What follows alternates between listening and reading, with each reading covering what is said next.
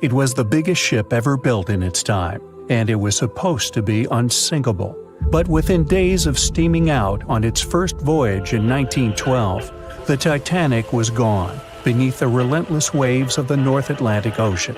And of its more than 2,200 passengers and crew, only 706 survived that dreadful night. Would a smaller ship have fared any better in the same situation? Did the size of the iceberg truly matter in the end? Was it a mistake for the ship to change course at the last minute as it tried to avoid impact? These are three questions that have people pondering, what if? We do know that Titanic was considered an engineering marvel in its day. Designed by Thomas Andrews for the British shipping company White Star Line, it was just over 880 feet long and 175 feet tall. Built with abundant space for 840 staterooms, a swimming pool, a squash court, a gym, and 2 dining rooms. But it was below deck that one of its most impressive new features could be found. Titanic's hull was divided into 16 compartments designed to be watertight.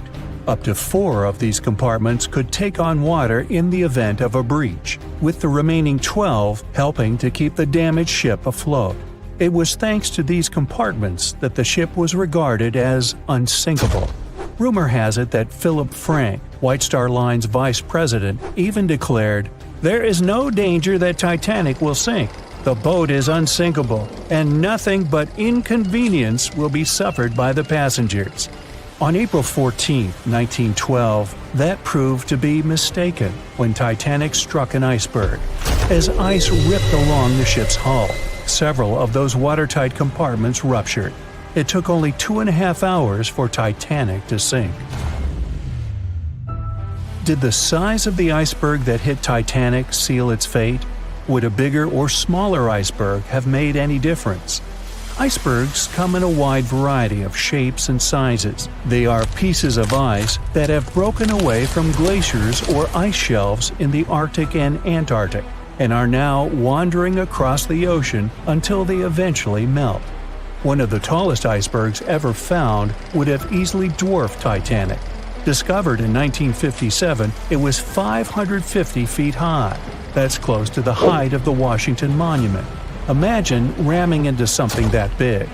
Smaller icebergs, though, can turn out just as dangerous. Some are the size of houses and called Bergy bits. Others, closer to the size of a car, are called growlers. These can be much harder for ships and boats to locate, making them more difficult to avoid. And, though smaller, they can produce a lot of damage when hit. It's also critical to recall that icebergs are always bigger than they seem, with the majority of their mass lurking below the ocean surface. In fact, over 80% of an iceberg's volume is underwater. Most of its sharp, jagged edges cannot be seen. Roam too close, and you risk damaging your ship's hull. Because Titanic had little notice of its impending doom, a smaller iceberg, struck at the same angle, could still have been enough to bring that mighty ship down. Now, it's possible that had the iceberg been larger, it would have been spotted sooner. Titanic might have had time to alter course and avoid the impact. But missing that one iceberg would not have guaranteed Titanic's safety. It was traveling in a dangerous stretch of the Atlantic called Iceberg Alley. It's located 250 miles east and southeast of Newfoundland, Canada. Behind one iceberg, there could be another, and another after that. And so the crew on board had to remain very attentive to avoid several potential collisions, not just one. A smaller ship might have been better suited for the trip. Titanic's size was certainly a challenge when it came to steering. In fact, it had just left her dock in Southampton when it nearly collided with another smaller ocean liner, the SS New York, missing it by just 2 feet. The gigantic steamship was obviously not made for maneuvering quickly in tight quarters. A ship that size required time and space to change course. But when it comes to ships versus icebergs, a ship's size doesn't always matter. The Islander was a steamship designed to travel the Inside Passage in Alaska. In the summer of 1901, it struck an iceberg, which tore a hole in the front portion or bow of the ship. The vessel did not sink right away, and the crew tried to steer it to safety. Ultimately, its bow completely submerged, and its stern was lifted up and out of the water. It didn't take much longer before the ship sank completely. Of the 168 passengers and crew members, 128 survived, and $3 million in gold was lost. Islander had a 240-foot hull, making it almost a quarter of the size of Titanic, and that smaller size didn't seem to be much help in preventing a collision with an iceberg. And then there was the Hans Hedtoft in 1959. Also known as the Little Titanic or the Danish Titanic, it was referred to as the safest ship afloat. It was 272 feet long with 95 people on board. Much like the real Titanic, the Hans Hedtoft was specifically engineered to handle most of what the sea could throw its way. Along with its double steel bottom, it also had an armored bow and 7 watertight compartments. How could such a ship sink? But it could, and it did. It was on its first voyage, returning to Copenhagen, when it ran into trouble. On January 30th, it hit an iceberg. An SOS was sent, but when the Johannes Cross arrived to help, the Hans Hedtoft was nowhere to be found. The only evidence of the ship's existence was a lifebelt that was washed ashore in Iceland 9 months later. Again, the ship's smaller size didn't work in its favor. A smaller size of Titanic wouldn't have guaranteed a safe voyage in 1912. The final what-if concerns the last-minute choice when the iceberg was spotted and the alarm sounded. First, Titanic could attempt a complete stop, but this wasn't an option as the ship needed a half a mile to come to a halt, and the iceberg was a mere 900 feet away. Second, the Titanic could attempt to avoid the iceberg by steering away from it. This is what the captain ordered, but the attempt was unsuccessful, resulting in a deep gash across the ship's hull. The final option? To hit the iceberg head-on. Would this have made any difference? The answer is an intriguing maybe. Some think a head-on collision would have saved Titanic. In this scenario, the collision would have limited the damage to the very front of the ship, instead of the iceberg tearing through the hull and compromising several of the watertight compartments. Only 4 of the compartments would have been breached. This meant the others could do their job of keeping Titanic afloat. The ship could be stuck, unable to move, but it would remain above water until help arrived. This would provide a ship like Carpathia enough time to reach the scene of the accident and bring the people on board to safety. One of the Titanic's designers, Edward Wilding, made a similar claim during an inquiry into the sinking. He argued that most people would have survived a head-on crash, and that Titanic itself would not have sunk. Others disagree, though. First, the special bulkheads on Titanic were designed specifically to protect the ship against collisions with other vessels, not with icebergs. These compartments would crumple upon impact, absorbing some of the force while the other ship absorbed the rest. Though the damage would still be extensive, the remaining bulkheads would keep the ship afloat. But an iceberg does not have the same flex in a collision as you would experience with another ship. Most of the force would be absorbed by Titanic, resulting in greater damage to the ship. Even worse, the impact would be carried through the full length of the ship. Rivets would burst, seams would tear, the compartments would quickly flood, and the ship would sink even faster, resulting in fewer survivors. In any case, as with most what-ifs, we'll never really know the answer. As tragic as Titanic's first and last voyage was, it did result in changes that helped make venturing out to sea much safer. Findings from hearings on the disaster led to the creation of the International Ice Patrol, or ICC, in 1914, an organization that tracks icebergs in the Atlantic and Arctic Oceans to ensure vessels in the area can avoid them. In the US and Britain, ships were obligated to carry enough lifeboats to accommodate every person aboard. Regular lifeboat drills were made mandatory. And finally, the bulkheads on ships were made higher to keep water out, and bottoms were stretched to create double hulls, helping make the compartments truly waterproof. There's no denying that Titanic was a terrible tragedy, but the lessons learned from that night to remember has helped prevent many more. Everyone knows the story of the Titanic, but not many people know that Titanic had two sister ships, and that on the night of its sinking, one of them was rushing to help but didn't make it in time. Bad luck seemed to follow the trio of ships, but each one of them had glorious moments that live in the minds of those who sailed in them. Keep on watching to discover a story of awe, ingenuity, and ill fate. And don't forget to click the subscribe button and turn notifications on to join us on the bright side of life. You know how the iceberg hit the Titanic, how the band played to the end, and how the whole tragedy unfolded, but before it happened, it would have seemed an impossibility for such a ship to meet the end it did. None of that could have been foreseen by White Star Line, the company who built the Titanic, who had high hopes for what the unsinkable ship and its sister ships, the Britannic and the Olympic, would accomplish. The Olympic was the first of the trio to make sail on June 11, 1911, heading towards New York. The sheer size of it would wow the crowds. The Olympic's maiden voyage went without incident, and a crowd of 8,000 people in New York got to explore its luxurious accommodations while it was docked there. There were high expectations for the massive ship, but just around 2 months later, the Olympic crashed with the HMS Hawke. The Hawke got the brunt of the damage, as the bow was left flat as a pancake. After the crash, the Olympic made its way slowly back to Belfast, where the Titanic was being constructed.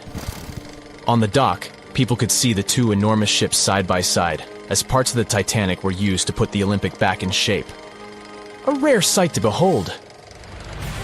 And on April 14, 1912, the Titanic hit an iceberg, and minutes later, the crew radioed nearby ships for help. That night, the Olympic was returning from New York when it received the distress signal. The ship turned around and rushed at full speed towards the Titanic, but they were so far away that they would have arrived next night. At some point during the early hours of April 15, 1912, the crew of the Olympic decided they wouldn't make it in time and stopped course. The survivors of the Titanic were eventually rescued by the Carpathia. Olympic was set up with lifeboats for all crew and passengers after the Titanic sank. It went from having 20 lifeboats to 64. Changes were also made to the watertight bulkheads, and an extra hull to construct a type of double hull was installed. It was determined that a double hull would have kept the Titanic from sinking. For several years, Olympic was used in the war effort against Germany. Throughout the years, Olympic carried over 200,000 passengers, which included thousands of Americans fleeing from Europe and troops battling during World War I. One of the most significant moments for this ship was when it struck a German submarine and sank it. It was discovered that the submarine was preparing to fire a torpedo on the Olympic before Olympic rammed it. The Olympic ended up sailing the seas for 3 decades, which earned her the nickname of the Old Reliable, despite some previous accidents. It went on to help the survivors on the HMS Audacious when it was sinking, and do what it couldn't for its sister, Titanic. Eventually, bad luck caught up with the Olympic. The ship crashed with the Nantucket Lightship, and the crash signaled the beginning of the end. Beaten up, and after years of service, the Olympic was demolished and scrapped for parts. The Old Reliable saw many years of service and thousands of passengers, but the Britannic's journey was shorter-lived. When the Titanic sank, White Star Line was faced with a problem, since they already had another enormous ship in the works. White Star Line began construction on the HMHS Britannic on November 30, 1911, around 4 months before the Titanic sank. Although the Britannic was the youngest of the trio of ships, having been constructed last, it was also the biggest. They intended to name it Gigantic, but after the Titanic's disaster, they changed the name to Britannic, since they considered it to be a lucky name. With the Titanic sinking, the White Star Line underwent rigorous investigation, and many changes were made to the Britannic's design. The Britannic looked very similar to the Titanic, and it had what was at the time the largest marine turbine in the world, able to reach faster speeds than the Olympic. With Titanic's fate fresh in their minds, everything possible was done to ensure the safety of this newer ship. The Britannic was eventually launched on February 26, 1914, almost 2 years after Titanic met its end. After the Titanic's disaster, the White Star Line wanted the Britannic to redeem their name. The Britannic was on its way to becoming a successful ship.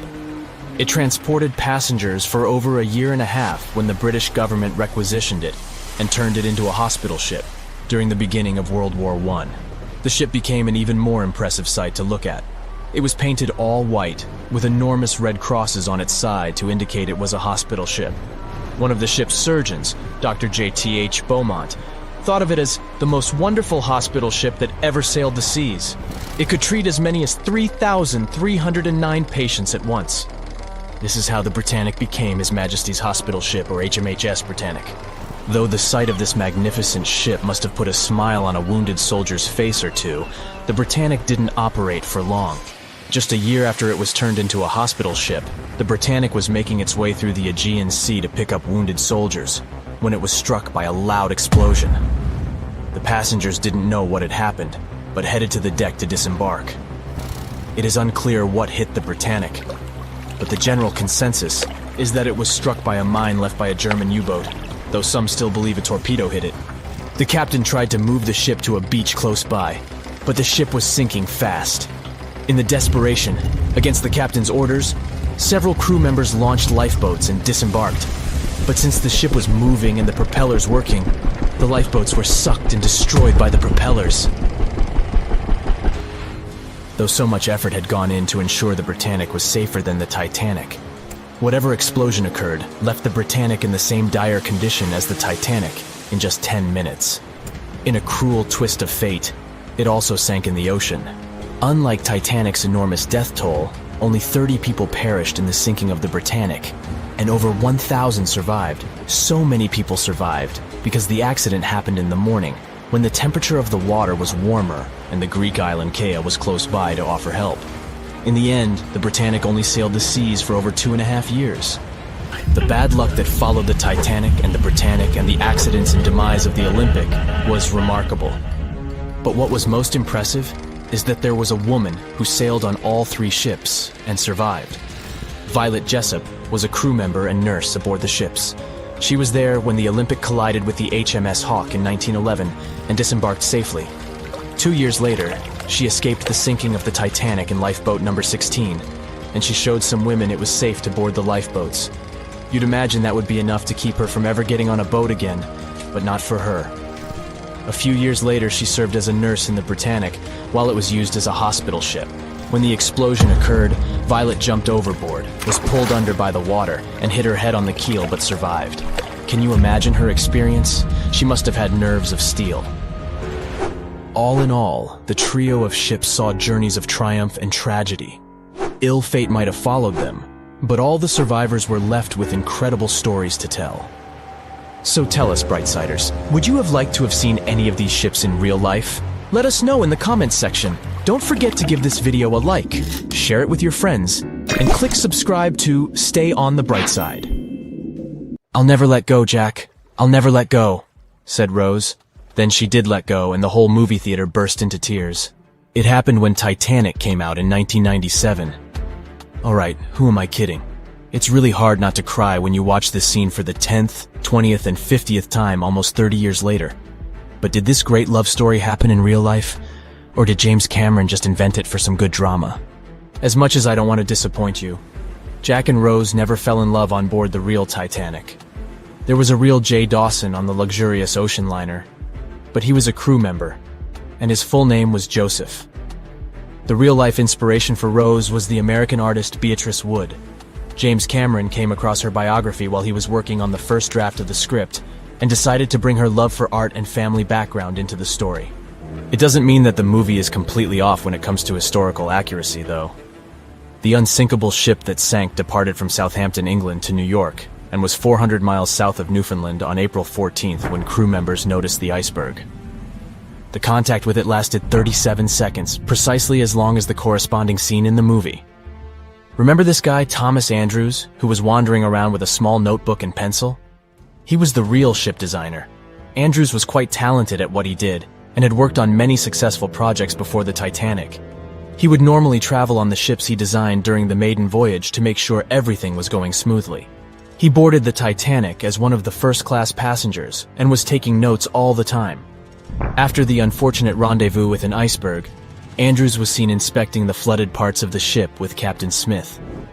According to his sad forecast, the Titanic would have gone down in about 2 hours. One of the stewards claimed that he had seen Thomas Andrews moments before the sinking. He chose not to leave the Titanic and didn't put on his lifebelt. No one had seen him ever since. Another memorable moment from the movie is a boy playing on one of the decks with his spinning top. This was an accurate recreation of a real photo that was taken on board the Titanic on April 11, 1912. The passengers in the photo are first-class passengers Frederick Spedden and his 6-year-old son Douglas.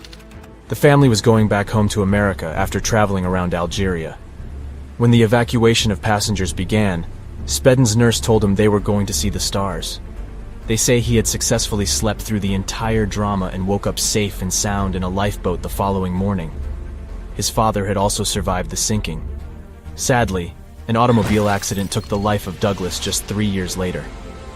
One of Titanic's most charismatic ladies, both on the screen and in real life, got her nickname Unsinkable Molly Brown for a good reason.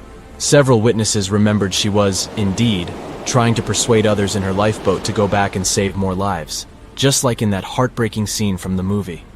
When Carpathia came to the rescue of the surviving Titanic passengers, Margaret Brown was helping lower-class survivors and involved her fellow first-class passengers in the process. Once they all got on solid ground, Brown organized a survivors committee. She awarded the captain of the Carpathia for rescuing so many people and was really upset she hadn't been allowed to testify at the Titanic hearings because she was a woman. You won't see any fumes above the fourth pipe of the ship in the movie. It's not a technical mistake. The Titanic, indeed, had it only for more impressive looks and didn't really need that pipe.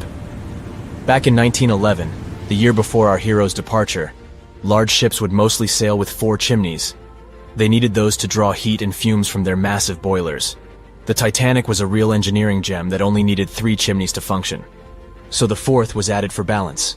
They thought the public would have been disappointed to only see 3 pipes on the greatest ship of all time. The movie had an impressive budget, $200 million, but even that wasn't enough to cover all the possible costs. Cameron knew they had to save some money, so they built the replica of the liner only on the starboard, which means the right side. They chose this side to make things look more realistic.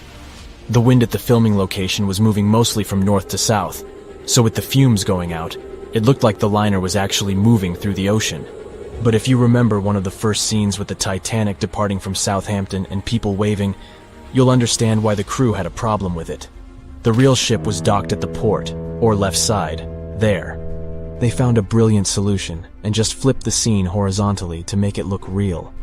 The letters and buttons on costumes were reversed, and actors walked in the opposite direction for everything to be changed in post-production. One of the scenes I can't watch without tears is the elderly couple holding on to each other as they go down with the Titanic.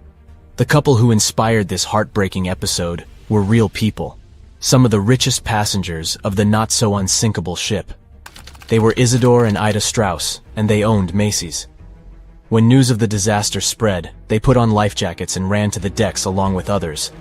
Ida stepped onto the lifeboat, but Isidore refused to do so before all the ladies and little ones were there. Ida didn't want to leave her husband. She climbed out of the lifeboat and handed her mink coat to her maid, saying she would no longer need it. Isidore wrapped his arms around Ida, and they remained on the bridge of the ship until a huge wave swept them both into the sea. So the bed scene wasn't that accurate, and James Cameron later admitted he had taken some license as a director. You know this guy who was drinking from a flask next to the main characters as the ship was going down?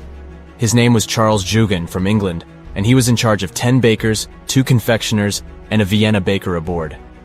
He was expecting to earn a real lump sum, and would have been one of the best-paid crew members if everything had gone well.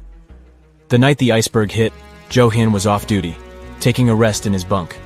He immediately woke up and sent his bakers to deliver bread to lifeboats. He then returned to his room for a drink. Once he came back on the deck, he helped others get in his assigned lifeboat. There was no more room for Charles inside, so he ended up on the outside of the rails of the ship. Finally, when the Titanic submerged, He just swam away, and as the sun rose again, he found one of the lifeboats and was rescued by Carpathia. The contents of the flask must have helped him survive. The well-dressed man who decided to stay on the Titanic forever was American businessman Benjamin Guggenheim. That last name probably sounds familiar.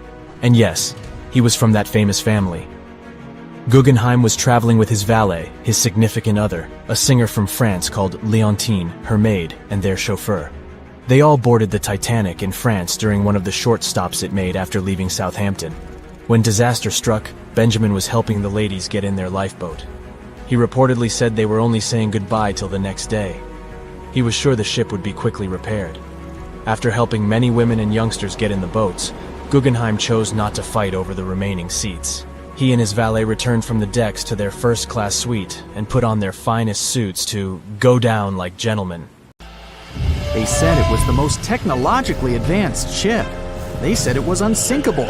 And when it sank, they made a movie about it. These were the main reasons why the Titanic disaster became world famous. But unfortunately, this is not the only large-scale shipwreck. And sadly, there have been cases much worse than the tragedy of the Titanic. One of them occurred on April 27, 1865. The Sultana steamboat carried passengers and cargo daily between St. Louis and New Orleans. It was a pretty large wooden boat with 3 decks and was 260 feet long and 70 feet wide, almost twice the size of a basketball court. The ship could carry about 350 passengers, but on that unfortunate day, more than 2,000 people were on it. On April 23rd, she was making a routine voyage from New Orleans when it broke down.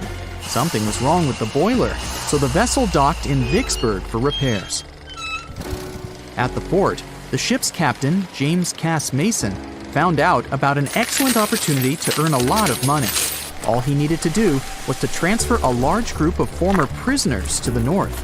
The captain agreed to do it, but the problem was that the boiler required a lot of time to repair. Mason was afraid that his competitors would take the job, so he decided to sail despite the malfunction the ship had. He patched up the holes in the boiler instead of a big repair and invited all the ex-prisoners on board. So, there was a broken boiler, an excess number of passengers, a lack of lifeboats, and not the best river conditions. Also, the captain refused to send the ex-prisoners to the hold, so they were all with ordinary passengers. There were strong chances for a shipwreck, but the greedy desire to earn more money was stronger. The Sultana went on a voyage and sailed up the river for 2 days. At this time, one of the biggest Mississippi floods in history began. The river overflowed its shores because of the flood, with the water level rising several feet. All the trees on the shore disappeared, and only the tops were sticking out of the water. The ship sailed opposite this powerful current, making the boiler work too hard. On the evening of April 26th, the Sultana arrived in Memphis, Tennessee, and they loaded even more, 120 tons of sugar and 200 passengers. She got incredibly heavy. Around midnight, the ship continued its dangerous journey. The captain sailed to barges to load a shipment of coal. At 1 a.m., the vessel left the barge. At 2 a.m., the broken boiler, unable to withstand the load, suddenly exploded. The Sultana was just 7 miles north of Memphis. Few people survived that day. The problem was that passengers trying to escape from the fire jumped into a cold river with a strong current. The Sultana disaster is considered the most tragic shipwreck in the history of the United States. The exact number of those who didn't survive is still unknown. According to various sources, this number was from 961 to 1,800 people. Don't be surprised that almost no one knows this story. There were many more survivors in the Titanic tragedy, and everybody heard about it. But the Sultana sank during one high-profile event. 12 days before the shipwreck, the country lost Abraham Lincoln. People hadn't yet recovered from this news, so no one paid much attention to the tragedy of the Sultana. Many catastrophes happened quite recently by historical standards. One of them occurred in 2002. The ferry La Jula was a Senegalese vessel. The ferry sailed twice a week, mainly along the coast of Dakar, carrying passengers who traded mango and palm oil. It made daily voyages and never faced severe problems thanks to modern rescue equipment and good repair service. But one day, the ship's crew discovered a malfunction and sent the boat to port. For almost a year, La Jula was in a non-working condition, awaiting repairs. But it didn't get high-quality service. After poor maintenance, the ferry set off on its last voyage. On September 26, 2002, La Jula sailed between southern Senegal and Dakar, and at 11 p.m. headed toward Gambia, where a strong storm began. The wind raised high waves, but this wasn't critical for the large passenger ship unless the number of people on board didn't exceed the established norm. La Jula was supposed to carry about 500 passengers, but had many more people that day. Too many passengers, poor repairs, and a strong storm caused severe problems for the ship. But the main factor in the shipwreck was that La Jula was only built for sailing in coastal waters, but that day, it sailed far from the shore. Big waves started rocking the boat, and at some point, it just turned upside down. The ship's deck went underwater, and its lower part stuck above the surface like an iceberg. All the passengers sitting in cabins fell on the ceiling and lost their orientation in space. There were no holes or damage in the ship's hull, and water flooded the lower decks for a long time. The vessel stood in a twisted position for several hours. Then, the boat began to sink when the water seeped through the deck and hold.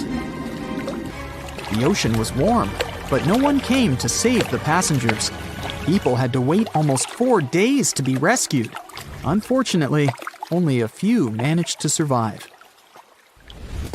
The Philippines is a very dangerous area for ships. This place consists of several thousand islands and a vast area with shallow water. Ships can run aground and damage the hull with reefs and pitfalls. On September 20th, 1987, one of the most terrible disasters in navigation history occurred there. A Philippine passenger ferry called Dona Paz left one of the islands and sailed toward Manila. The sun was shining, the ocean was calm, and the visibility was good. But for some reason, the crew members didn't notice how the tanker Vector was approaching them. The two ships collided at low speed. The collision wasn't strong, but the problem was that the Vector had tons of oil on board, and the Dona Paz crashed into the cargo hold where that oil was stored.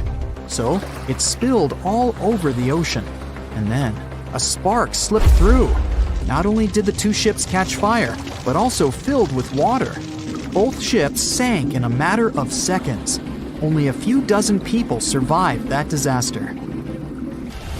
On September 27, 1854, the passenger ship Arctic sailed from Liverpool to New York. The fog came rolling down, and visibility got really bad. Another boat appeared out of the thick white haze, the French steamer Vesta. The ships were close enough to each other that a collision was inevitable.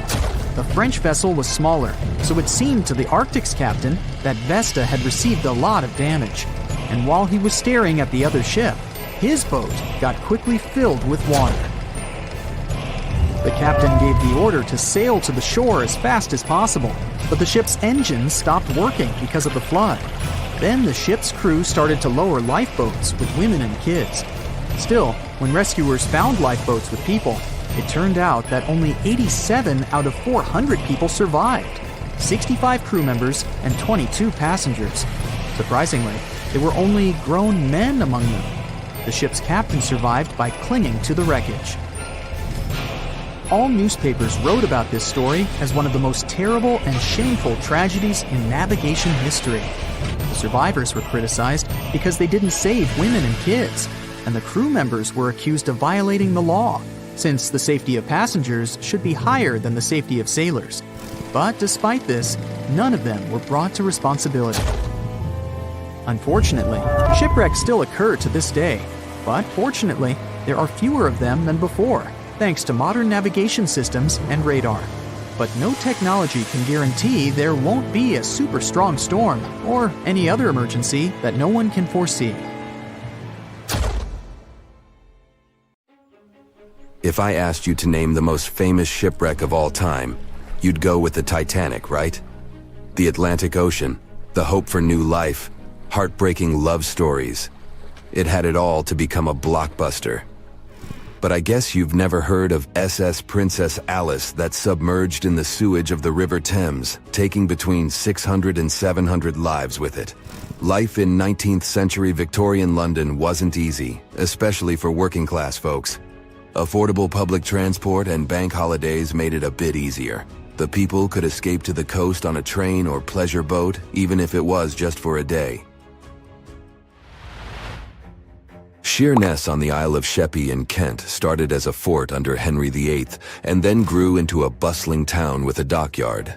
When they added a railway station in 1863, it became a prime destination for day trippers and holidaymakers. Seaside promenades, charming piers, and a whole bunch of fun stuff to do by the sea. It had it all. A bit inland along the River Thames, you had the Rocherville Gardens.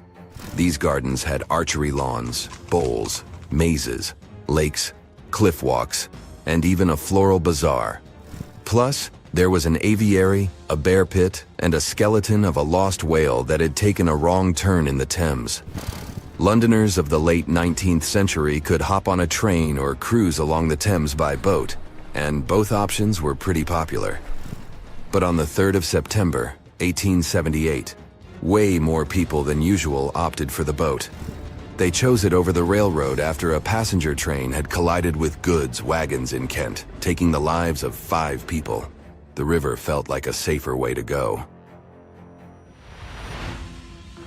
One of the ships available for the trip was the SS Princess Alice. The paddle steamer was first launched in 1865 on the west coast of Scotland. Its original name was the Bute, and it was used as a ferry for the passengers of the Wemyss Bay Railway Company. A couple of years later, it was sold and renamed after Queen Victoria's 3rd child. Then, it was sold again and got the nickname the Shah's Boat, as it transported the Shah of Persia up the Thames to Greenwich in 1873. The ship had gone through several alterations in its lifetime. It got new boilers and watertight bulkheads. The Board of Trade had inspected it and marked it safe. In the year of its final voyage, it was officially allowed to carry up to 936 passengers between London and Gravesend in calm water. On the day of the tragedy, Princess Alice was on what was called a moonlight trip downstream from Swan Pier near London Bridge to Sheerness, Kent and back. The trip wasn't expensive, so most of the passengers were from the working class. There was also a musical band aboard to keep the spirits up. The 3rd of September was a bright day, and many families were happy they could catch some final summer sun rays and enjoy fresh sea air. The then owner of the ship, the London Steamboat Company, had several vessels working on the route. The passengers were free to hop on and off different ships. At around 6:30 p.m., after a beautiful day in the open, the SS Princess Alice headed back to Swan Pier. No one kept official lists of passengers, so we'll never know exactly how many people were on board that evening. But they say the steamer was close to its full capacity. As it got darker and cooler, many families decided to stay inside the saloon or in their cabins below. Some stories from the steamer sound like fate. The captain of Princess Alice let his steerer stay at Gravesend and replaced him with one of the passengers. John Ayres was a sailor but had little experience at the Thames or with a vessel like Princess Alice. Alfred Thomas Merriman, a chef from East London, had been offered to work on the steamer at the last moment. He was 30 years old and a father of 4, so he couldn't say no to extra money. At around 7:40 p.m., he was standing on the deck by the saloon door. By that time, Princess Alice had passed Tripcock Point and entered Galleon's Reach. The passengers could see the North Woolwich Pier in the distance. Many of them planned to disembark at that stop. And that's when Merriman noticed a huge ship carrying coal. It was Bywell Castle. This vessel normally carried coal to Africa, but it had just been repainted at a dry dock. Bywell Castle was going to Newcastle to pick up some coal and transport it to Alexandria, Egypt. The ship's captain, Harrison, wasn't too familiar with these waters, so he called in Christopher Dix, a seasoned Thames River pilot, to lend a hand, even though he didn't have to. The ship had a fancy raised forward part below the deck, and Dix couldn't quite see what was in front of him. So, they had a sailor on lookout duty. As they set sail from Millwall at the speed of 5 knots, 5.7 miles per hour, they tried to stick to the middle of the river, but other boats had other plans. When they were approaching Galleon's Reach, Dick spotted Princess Alice's red port light, headed their way, but planning to pass on the right side. At the same time, Grinstead, the captain of Princess Alice, was going against the river's flow, trying to find the smooth waters on the south side. He adjusted his course, steering into Bywell Castle's path. Both crews realized they were headed for a collision. Dix tried to steer clear and even ordered reverse full speed on the engines, but it was too late. The Bywell Castle collided head-on with the Princess Alice, which was much smaller, weighing less than a third of the 890-ton coal-carrying collier. It sliced the passenger steamer in two. As Merriman remembered later, laughter on board immediately changed into screaming and panic. Some people rushed to the bridge for safety. Merriman hurried to the captain, asking what to do next. The captain's response was grim. "We are sinking fast. Do your best." The ends of the steamer went high into the air, and the middle just sank, taking passengers with it. Those unfortunate ones who were below deck were tragically trapped. The impact caused tons of untreated sewage to gush from outlets near the collision site. The water became a frothy mess of unprocessed waste with a horrible odor. It was potent enough to make even the most resilient sailors retch. Amid the chaos, passengers struggled for life in the contaminated water. They inhaled lungfuls of hazardous waste without knowing. The crew aboard the Bywell Castle sprang into action. They dropped ropes from their deck, urging Princess Alice's passengers to climb aboard. Anything that could float, from planks to barrels, was tossed into the water to serve as flotation devices for those in need. Other members of their team launched a lifeboat, saving 14 people.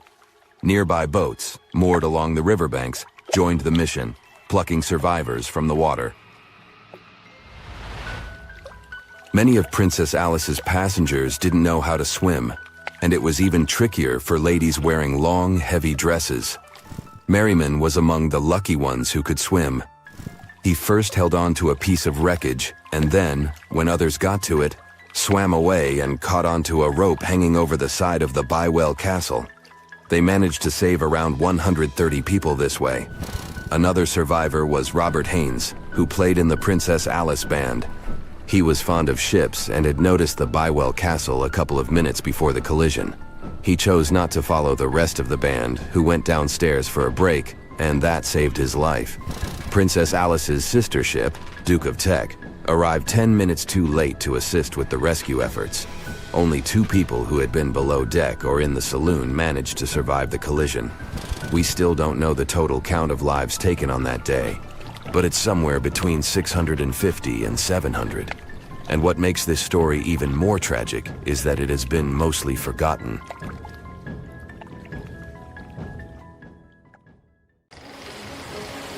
It was 11:39 at night when the Titanic's lookout shouted, "Iceberg, right ahead!"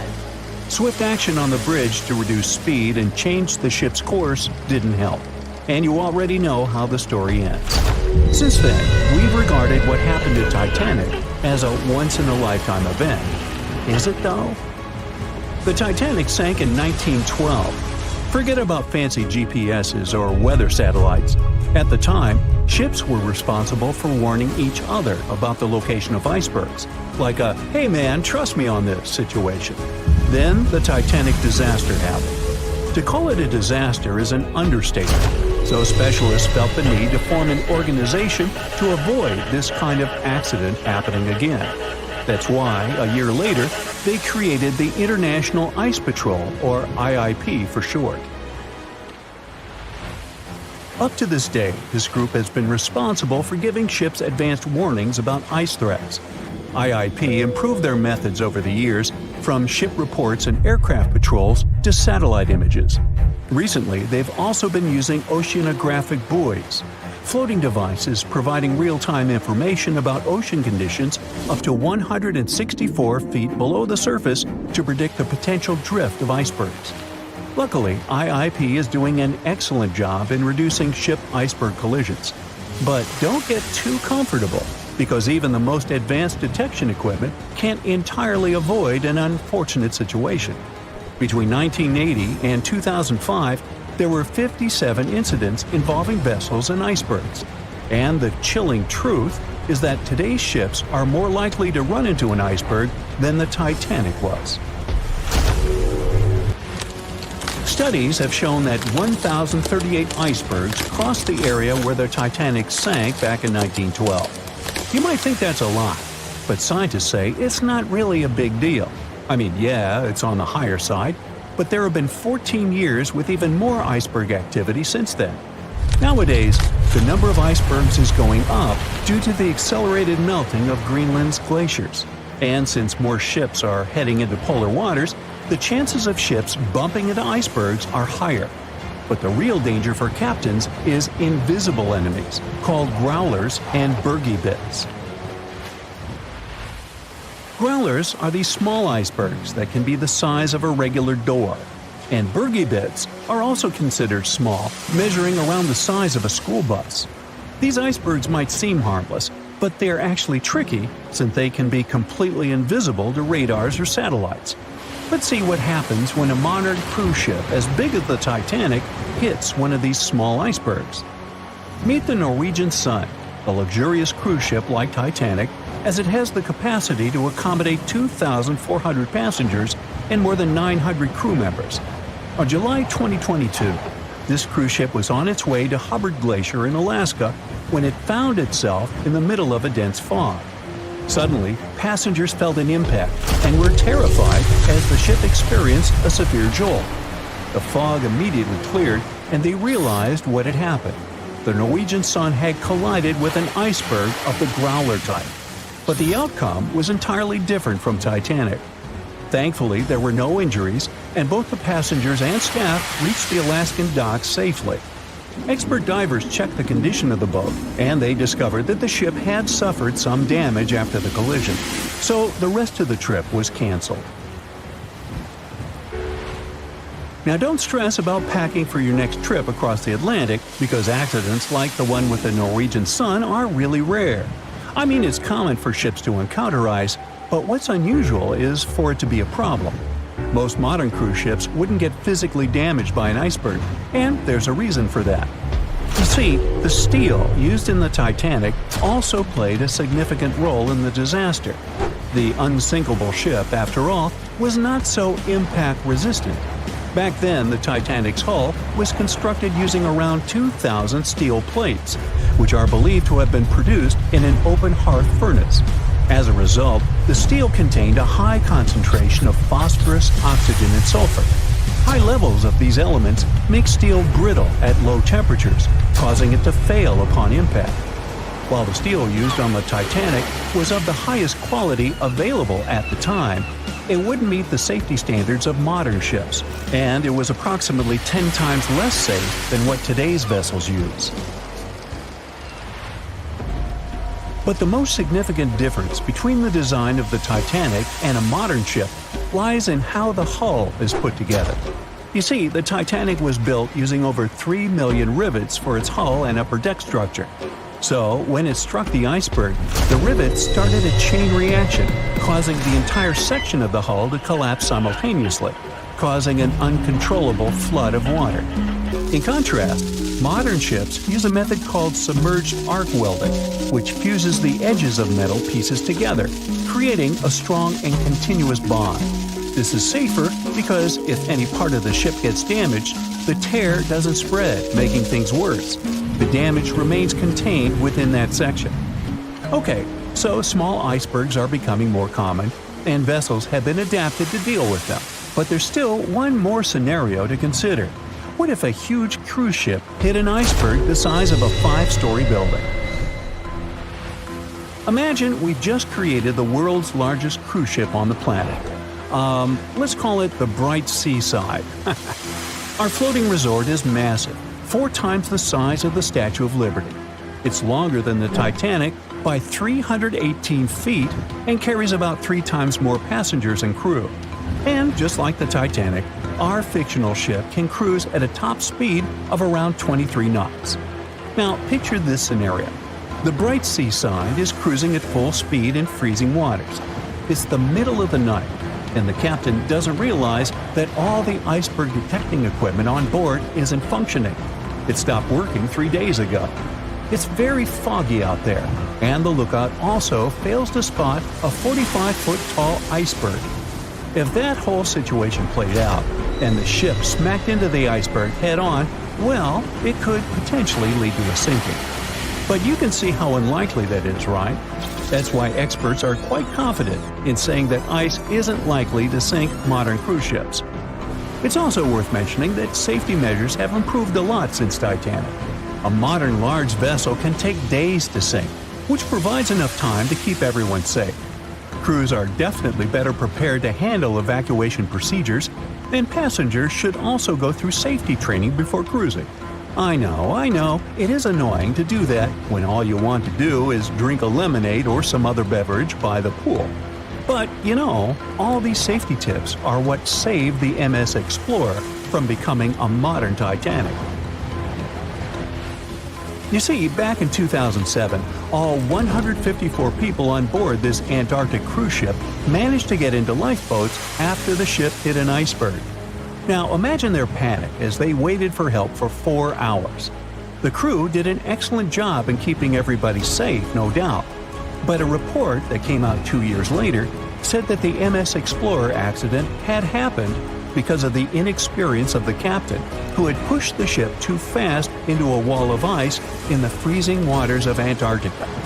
That means that no matter how much tech a ship's got or how fancy its materials are, if you've got a careless captain and a crew that doesn't know how to handle an iceberg hit, yep, a disaster similar to Titanic could happen again.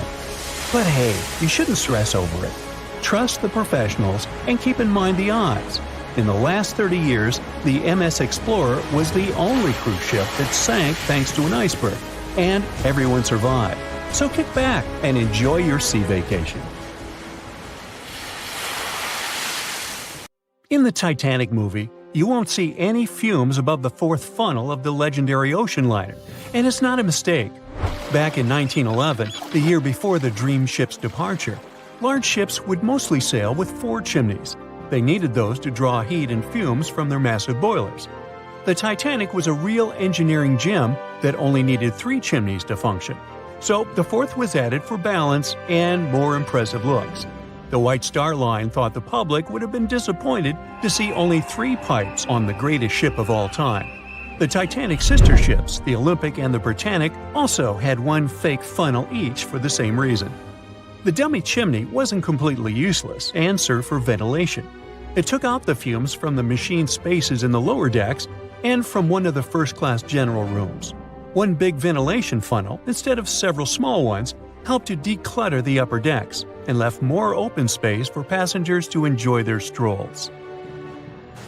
When Titanic went down, the funnels, each weighing 60 tons, went down with the rest of the ship. They were made extra tall to make sure the passengers weren't covered in the soot being ejected. Their height and weight let them stay in the upright position. The forward funnel, followed by the others, fell only when the ship went for the final dive. Those chimneys were much lighter than the bow, so they spread among other debris. The light material they were made of flattened once it hit the bottom, and the iron-eating bacteria living deep down took care of it later. The bow of Titanic remained intact when it hit the seabed, but the stern was completely mangled. When the famous ocean liner hit that iceberg, things got really messy. It took the future movie star a whole 2 hours and 40 minutes to submerge completely. The collision let water flood 6 out of 16 watertight compartments. As the water gushed into the starboard side, the ship started to tilt down in the front and a bit to the right. By midnight, the damaged compartments were spilling water into others, and it was chaos because these compartments were only watertight horizontally. Soon enough, water started flooding through the anchor chain holes, and by 2 a.m., the bow was sinking, and the stern's propellers were lifted out of the water. The ship kept flooding until the moment the bow went underwater, and the stern shot up almost 45 degrees. The weight of those massive propellers stressed the ship's midsection. The steel just couldn't handle it and failed. Survivors described that moment as some loud noise, like breaking china or falling gear. That was the Titanic's upper structure giving in. By 12 past 2 a.m., the bow and stern were only connected by the inner bottom structure. Minutes later, the bow, weighing almost 16,000 tons, broke loose from the stern. The stern rose sharply to an almost vertical position and started sinking slowly. By 2:20, it disappeared underwater. The bow was cruising down at about 13 miles per hour and had hit the ocean floor almost a half an hour before the stern. The two parts of the Titanic now lie 2,000 feet apart, pointing in different directions. The bow remained mostly intact, just covered in mud. The stern turned into a tangled wreck because of the implosions it went through during the descent. The air trapped within the structure just couldn't handle the increasing pressure of the water deep down. Signal rockets played a big part in the Titanic's tragedy. When a ship goes down, you're supposed to shoot up red flares to signal trouble. But someone decided to stock Titanic with white lights instead of the usual red ones. So when the ship smacked into that iceberg, the crew fired off white flares. The SS Californian was passing nearby, and his captain knew the Titanic was in a dangerous iceberg zone. The crew didn't spot the sinking Titanic, but they sure saw those white rockets. The radio between the ships was useless because the Californian's operator switched it off. The captain had a gut feeling something was off, so he flashed a Morse code light signal at Titanic. But he received no reply because the Titanic had already gone underwater. There was another ship, Samson, sailing alongside the Titanic. It had plenty of illegally hunted frozen seal meat from Canadian waters abroad, so it was sailing with lights off to remain unnoticed. When they saw the Titanic's white rockets, they thought it was the Coast Guard and zoomed away. Samson didn't have a radio, so they couldn't find out about the ongoing disaster. The crew got the news about Titanic only when they got to the coast of Iceland the following month. There have been many theories to explain the Titanic tragedy, and one of the recent ones says that there was a fire involved. An Irish journalist went full detective for decades, digging into the mystery, and stumbled upon a game-changer. He came across a photo album that had been hiding from the public for a century after the tragedy. In the pictures, taken at the Harland and Wolff shipyard in Belfast, Northern Ireland, just over a week before the liner sailed, you can clearly see a massive 30-foot black spot on the ship's hull. Maloney researched the photos and eyewitness testimony from the time and claimed that a fire spontaneously broke out inside of one of Titanic's enormous coal bunkers. It was raging for a whole 3 weeks and messed with the metal, critically weakening a crucial segment of the ship's hull. Back then, most ships had just one hull, so it was the only skin the Titanic had. That's why the Iceberg managed to punch a hole through the ship so easily. If it hadn't been for the fire, the Titanic might have shrugged off that iceberg collision. The company operating the liner knew about the fire, but they decided to conceal that fact. They didn't want any negative stories in the press as they faced some serious competition in transatlantic voyages. The Titanic was sold out, so they stocked up on coal and made it sail. The moon might have also played a role in the sinking.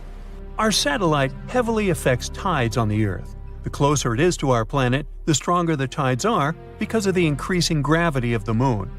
Back in 1912, the moon was so close it made several glaciers in Greenland break apart. Massive chunks of ice that broke off from the glaciers started floating south. The supermoon event came just 6 minutes after a spring tide. During new and full moons, the alignment of the moon, the Earth, and the Sun makes their combined gravity reach its peak. And the day before, our planet had come the closest to the Sun that year, which made the gravity even stronger. This mixture of events created perfect conditions for one of the most powerful tides in history. It created the perfect conditions for the icebergs breaking off from Greenland's glaciers to move freely. Opponents of this theory say that the difference in tidal force wasn't actually that big, and it couldn't have been the main cause of the sinking.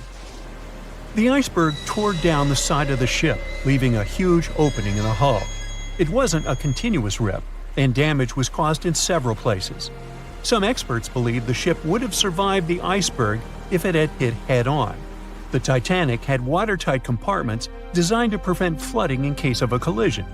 Only the first 3 or 4 of these compartments would have been flooded. This could have helped save a lot of lives. Supporters of this theory put the blame for the disaster on First Officer William Murdoch. Huge, fast-moving ships don't just turn in a matter of seconds like a speeding car. It takes minutes. When Murdoch realized the collision was inevitable, he tried dodging left to avoid a direct hit. But despite his efforts, the ship still collided with the iceberg. You know the rest.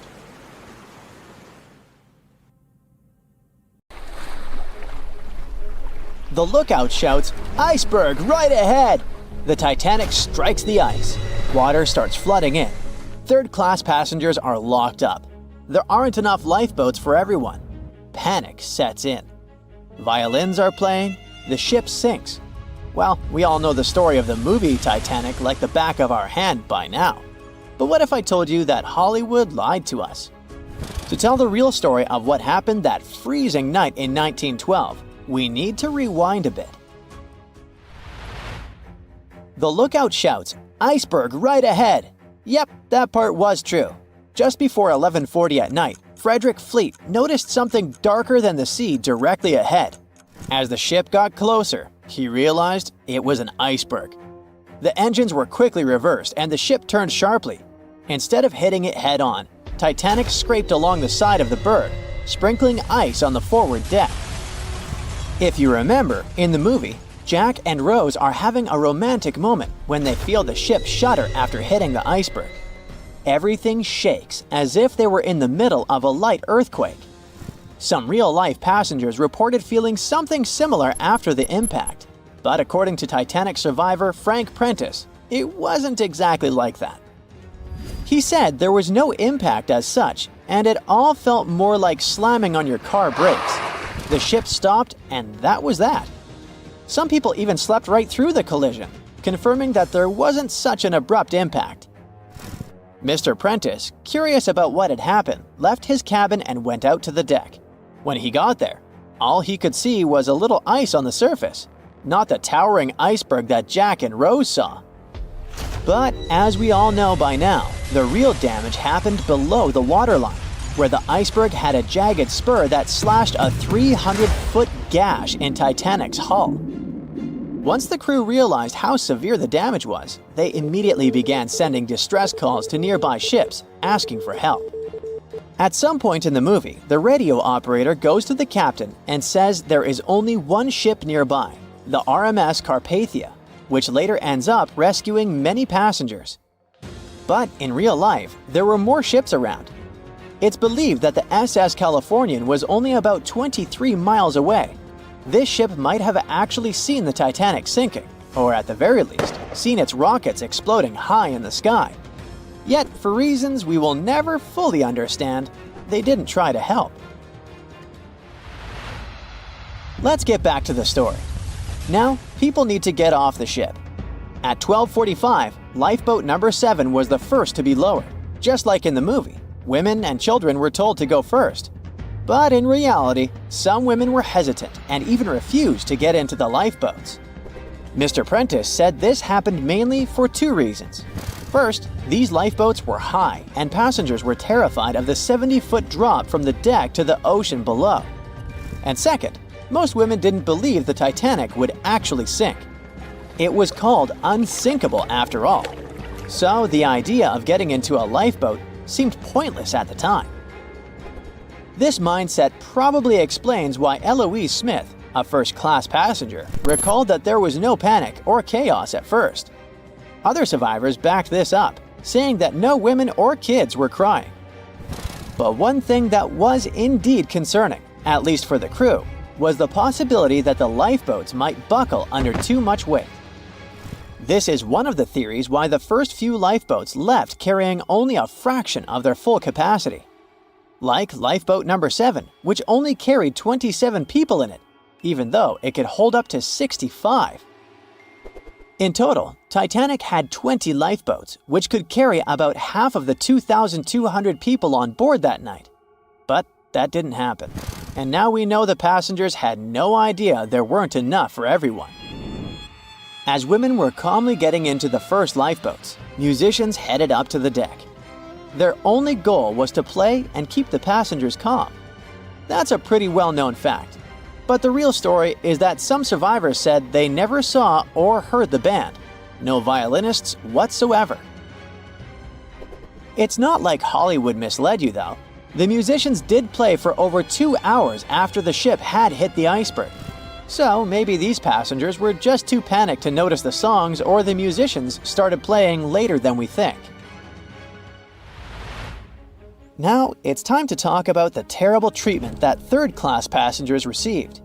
The movie portrayed the crew as cruel, locking the less fortunate below deck like animals, giving them no chance to reach the lifeboats and save their lives. But the official inquiry into the disaster suggested that wasn't true. I mean, yes, fewer third-class passengers survived compared to those in first and second class, but there were other factors at play. Many third-class passengers were reluctant to leave the ship, clinging to their belongings, and had a harder time making their way up from the cabins, which were at extreme ends of the ship. Some survivors confirmed that they were not locked up. In fact, it was quite the opposite. Mrs. George Wabi, a Lebanese woman traveling in third class, said that when chaos had erupted, some brave crew members and well-dressed first-class passengers had actually helped her get up to the first-class deck and eventually onto a lifeboat. At first, the Titanic was sinking slowly, bit by bit. Passengers reported seeing the water rising and hearing pops and cracks.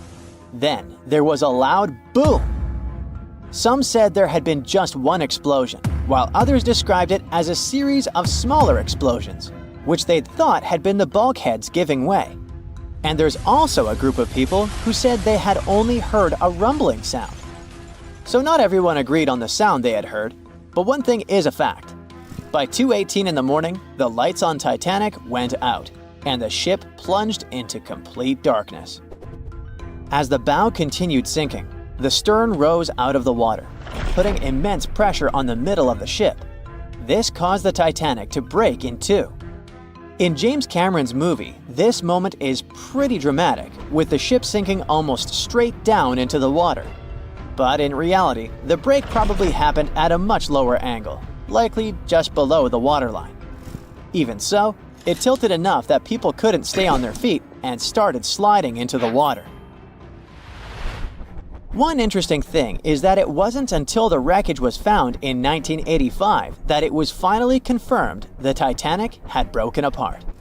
Up until then, survivors had given conflicting stories. At least 8 survivors claimed they had seen the ship split. Emily Ryerson, a first-class passenger, described it as if the Titanic had been sliced in half with a knife. But there was also a small number of witnesses that insisted Titanic had gone down intact. At the time, this theory was more accepted because most people still didn't believe that the supposedly indestructible ship could break in half. So why the conflicting reports? Okay, so what you don't see in the movies, for obvious reasons, is how incredibly dark it was when the tragedy happened. It was like being in a room with no light, where you can only make out shapes and shadows. That's what it was like on the lifeboats. This means passengers couldn't really see what was happening. And most of those who were close to the ship either lost their lives or were too focused on trying to survive to pay attention to the details of the wreck. Although James Cameron's film didn't fully capture how terrifyingly dark the disaster truly was, the 2012 TV series Titanic did a better job of showing the pitch-black horror of that night. Even then, the reality was much darker and more terrifying than either of these two productions could portray. They were on their way to the New World when a rendezvous with an iceberg crushed all of their dreams and hopes. There was panic and tears and heartbreaking goodbyes, like that of Jack and Rose. Or was there? Let's see how well you know the real story of Titanic. The love story of Jack Dawson and Rose DeWitt Bukater was inspired by true events.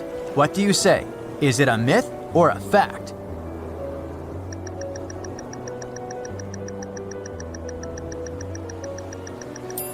The most emotional Titanic love story was actually all made up by the screenwriter and director of the famous movie, James Cameron. Some passengers featured in the movie were real though, and by a mere coincidence, there was a J. Dawson on board. His name was Joseph, not Jack, and he worked as a coal trimmer. The most expensive object lost with the Titanic was a painting by Pablo Picasso. What's your take on this one?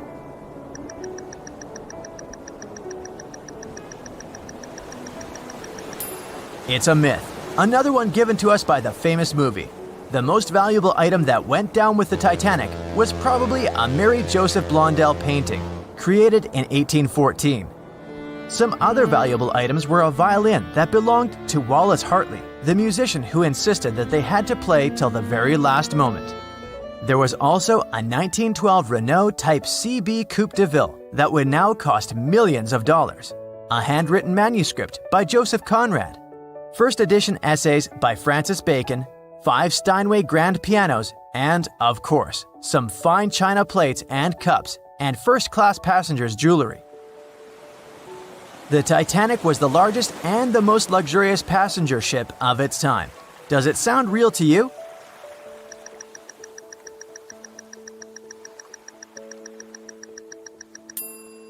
Yep, it's totally true.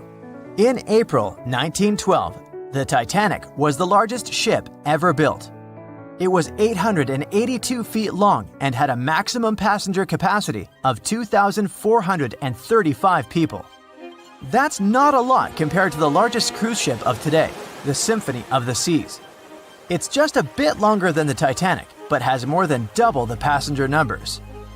And yes, no other cruise liner has probably beaten the Titanic in terms of luxury to this day. It costs more than $200 million to build in today's money. The tickets were also quite expensive. Duh! First-class tickets ranged in price from $1,700 in today's money for a berth up to $50,000 for one of the 2 parlor suites. Second-class tickets were $700. Third-class passengers had to pay between $170 to $460. Most of the passengers of the unsinkable ship managed to survive. True or false?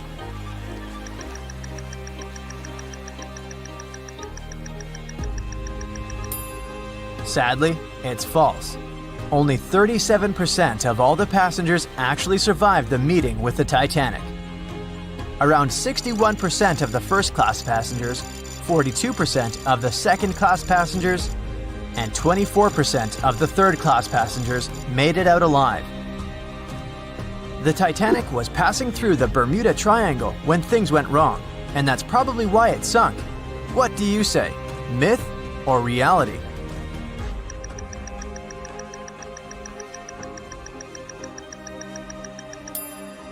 It's 100% a myth. The Titanic never even came close to the Bermuda Triangle. The liner sank about 400 miles south of Newfoundland, which is a huge distance to the north of Bermuda, the infamous area where ships and planes disappear without a trace. We might have the moon to blame for the sinking of the Titanic. True or false?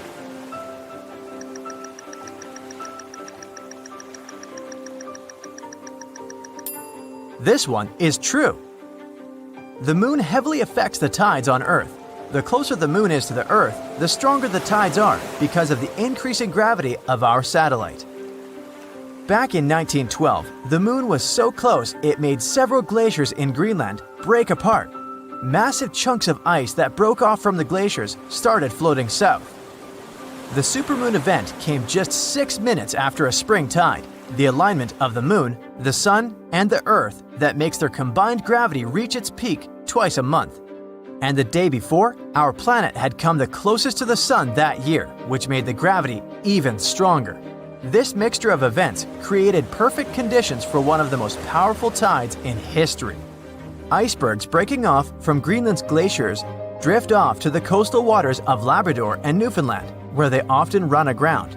To move on, they need to either melt and become lighter or catch a high tide that would carry them further.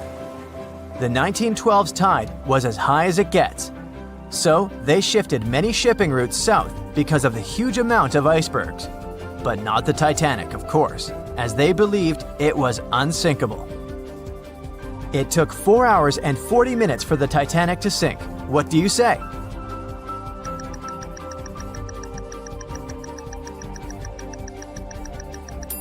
It's false, and if you're a Titanic expert, you definitely know it was actually 2 hours and 40 minutes.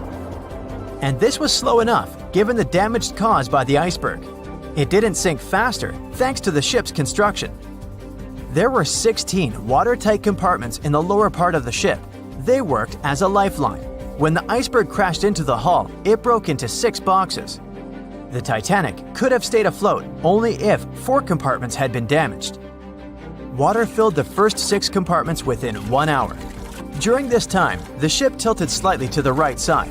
Then, water began to flood the 7th box when all 6 boxes were filled. And from that moment, the sinking rate was growing with every second. The ship's bow sank under the water, and then the stern filled up. One of the leading reasons for the Titanic tragedy was signal rockets. True or false? What's your take on it?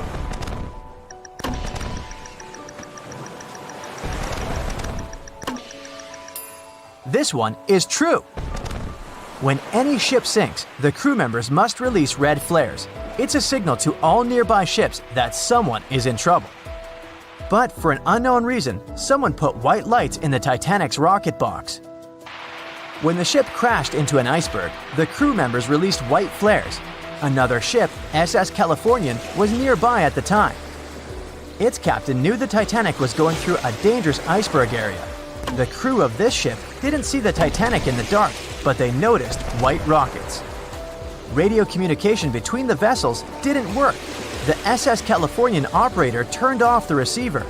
The Californian captain felt that something was wrong, so he sent a Morse lamp signal to the Titanic. But it was too late. The ship was already underwater, so no one could respond. Another ship, Samson, was sailing alongside the Titanic. It drifted with lights off since it was catching seals, and that's not legal. When the captain saw the Titanic's white rockets, he thought it was the Coast Guard. So Samson sailed away as fast as they could.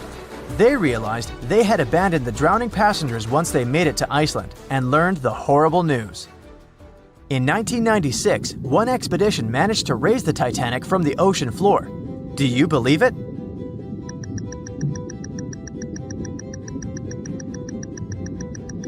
If you don't, you're right. There were different ideas on how to raise the Titanic, from doing it with compressed air to putting it in wire mesh and covering it with liquid nitrogen, or using giant magnets. The only real attempt to raise the Titanic was made in 1996, and it failed dramatically. The expedition's goal was to lift a part of its hull, weighing about 21 tons. It would still have been the largest piece to see the sunlight again, if the operation had succeeded, that is. They lowered 4 large bags filled with diesel fuel to the bottom of the ocean and attached them to the hull plate. Then, the fuel bags were released and they started lifting the pieces on their own. The plate was about 200 feet below the surface when the weather got rough. The expedition members decided to tow the part to calmer waters around 80 miles away. Long before they reached the towing destination, half of the plate broke off and sank to the bottom again. 2 of the lifting bags seemed to have broken loose, and the hull went down. The Titanic will most likely crumble to dust halfway up if someone tries lifting it again. So, how many correct answers do you have? Let me know in the comments below. A beam of electric light pierces the darkness over the calm waters of the Atlantic Ocean. The Titanic is quietly making its way through the waves, its passengers asleep, when suddenly a monstrous white shape is caught in the light beam. The fateful iceberg is about to rend the side of the legendary ship.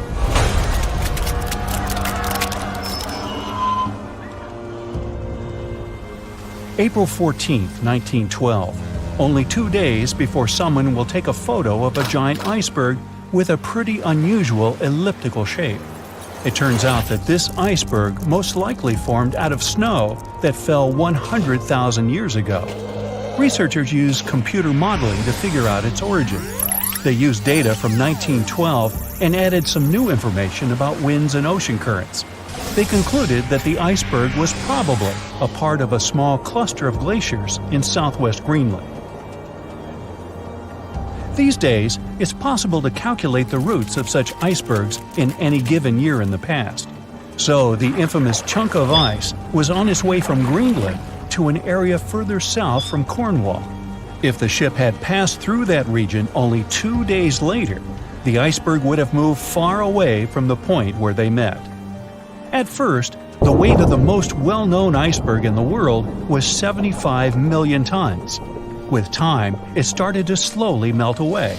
And when it sank the Titanic, its weight was only 1.5 million tons. By the time of the collision, it had probably been melting for months, but it was still a true monster.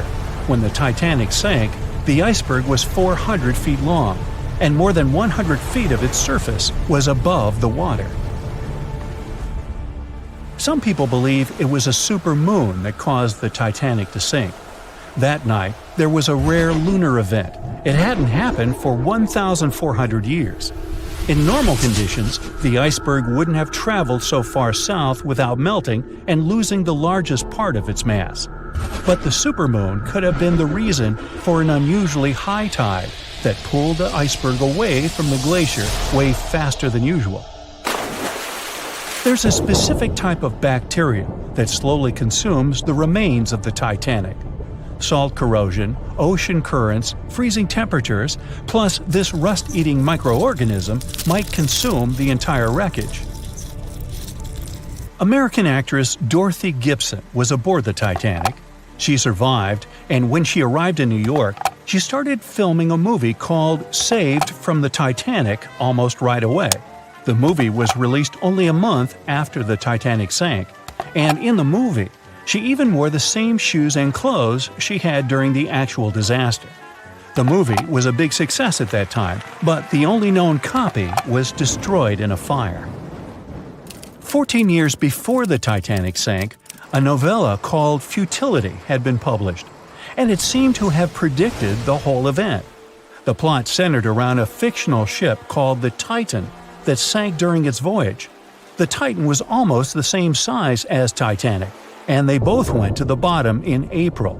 The reason was hitting an iceberg, too. Both the real and fictional ships were described as unsinkable, and both of them had the legally required number of lifeboats, which, as it turned out later, were nowhere near enough. We've seen it in the movie, but there were some real-life love stories happening on the Titanic, too. 13 couples even took a trip on the Titanic as part of their honeymoon. One of the couples owned Macy's department store in New York. Once it became clear the Titanic was rapidly sinking, the woman refused to go into a lifeboat without her husband.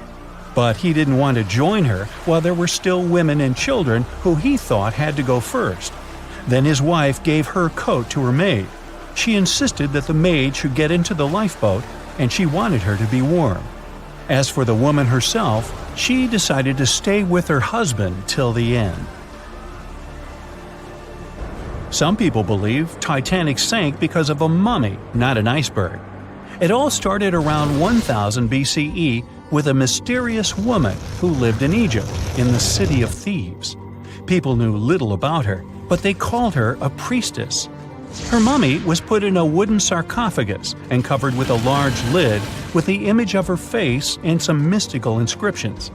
This place had been hidden until the first half of the 19th century, when a group of locals accidentally came across it. They disturbed her peace. No one knows how, but the mummy disappeared that day without a trace.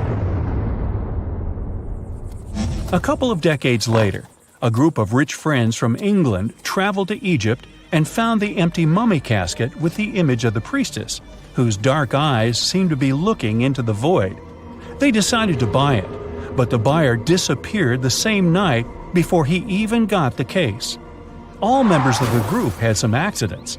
The casket changed its location a couple of times until it, as some believe, ended up on the Titanic.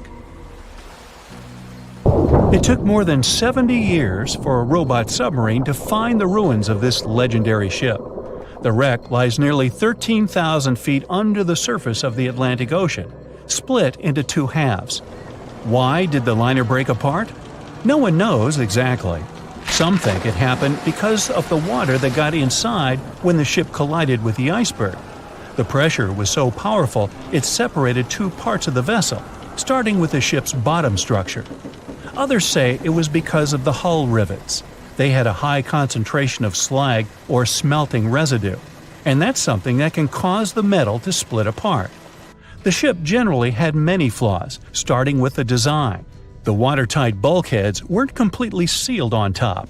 This allowed the water to flow between the compartments and, in the end, sink the vessel. The iron of the ship's rivets and steel of the hull ended up ruined because of high sulfur content, cold temperatures, and high speeds. The steel shattered and the rivets popped out quite easily. Because of this, Titanic sank 24 times faster than it would have otherwise. If the ship had hit the iceberg head-on instead of ramming it with its side, it would have probably stayed afloat. How come the crew members didn't have binoculars? It would have surely helped them spot the iceberg on time and maybe even avoid the disaster. But the binoculars on the Titanic were locked in a storage cabinet.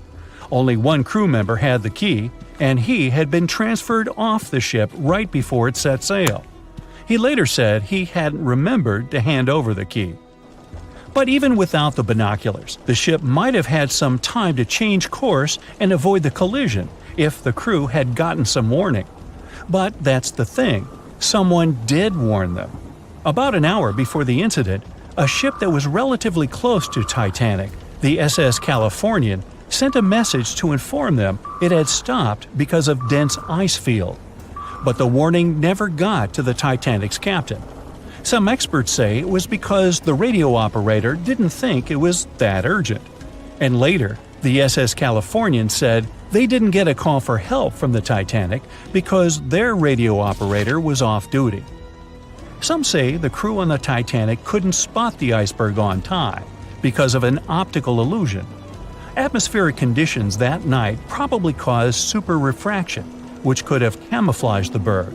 After all, no one actually saw the iceberg until it was too close to the ship to somehow avoid the crash. Not even a whole minute passed between the moment they saw the iceberg and the collision.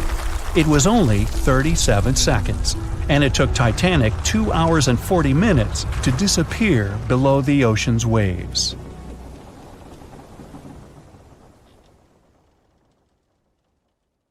The unsinkable Titanic didn't go down peacefully, which made finding its final resting place all the more difficult.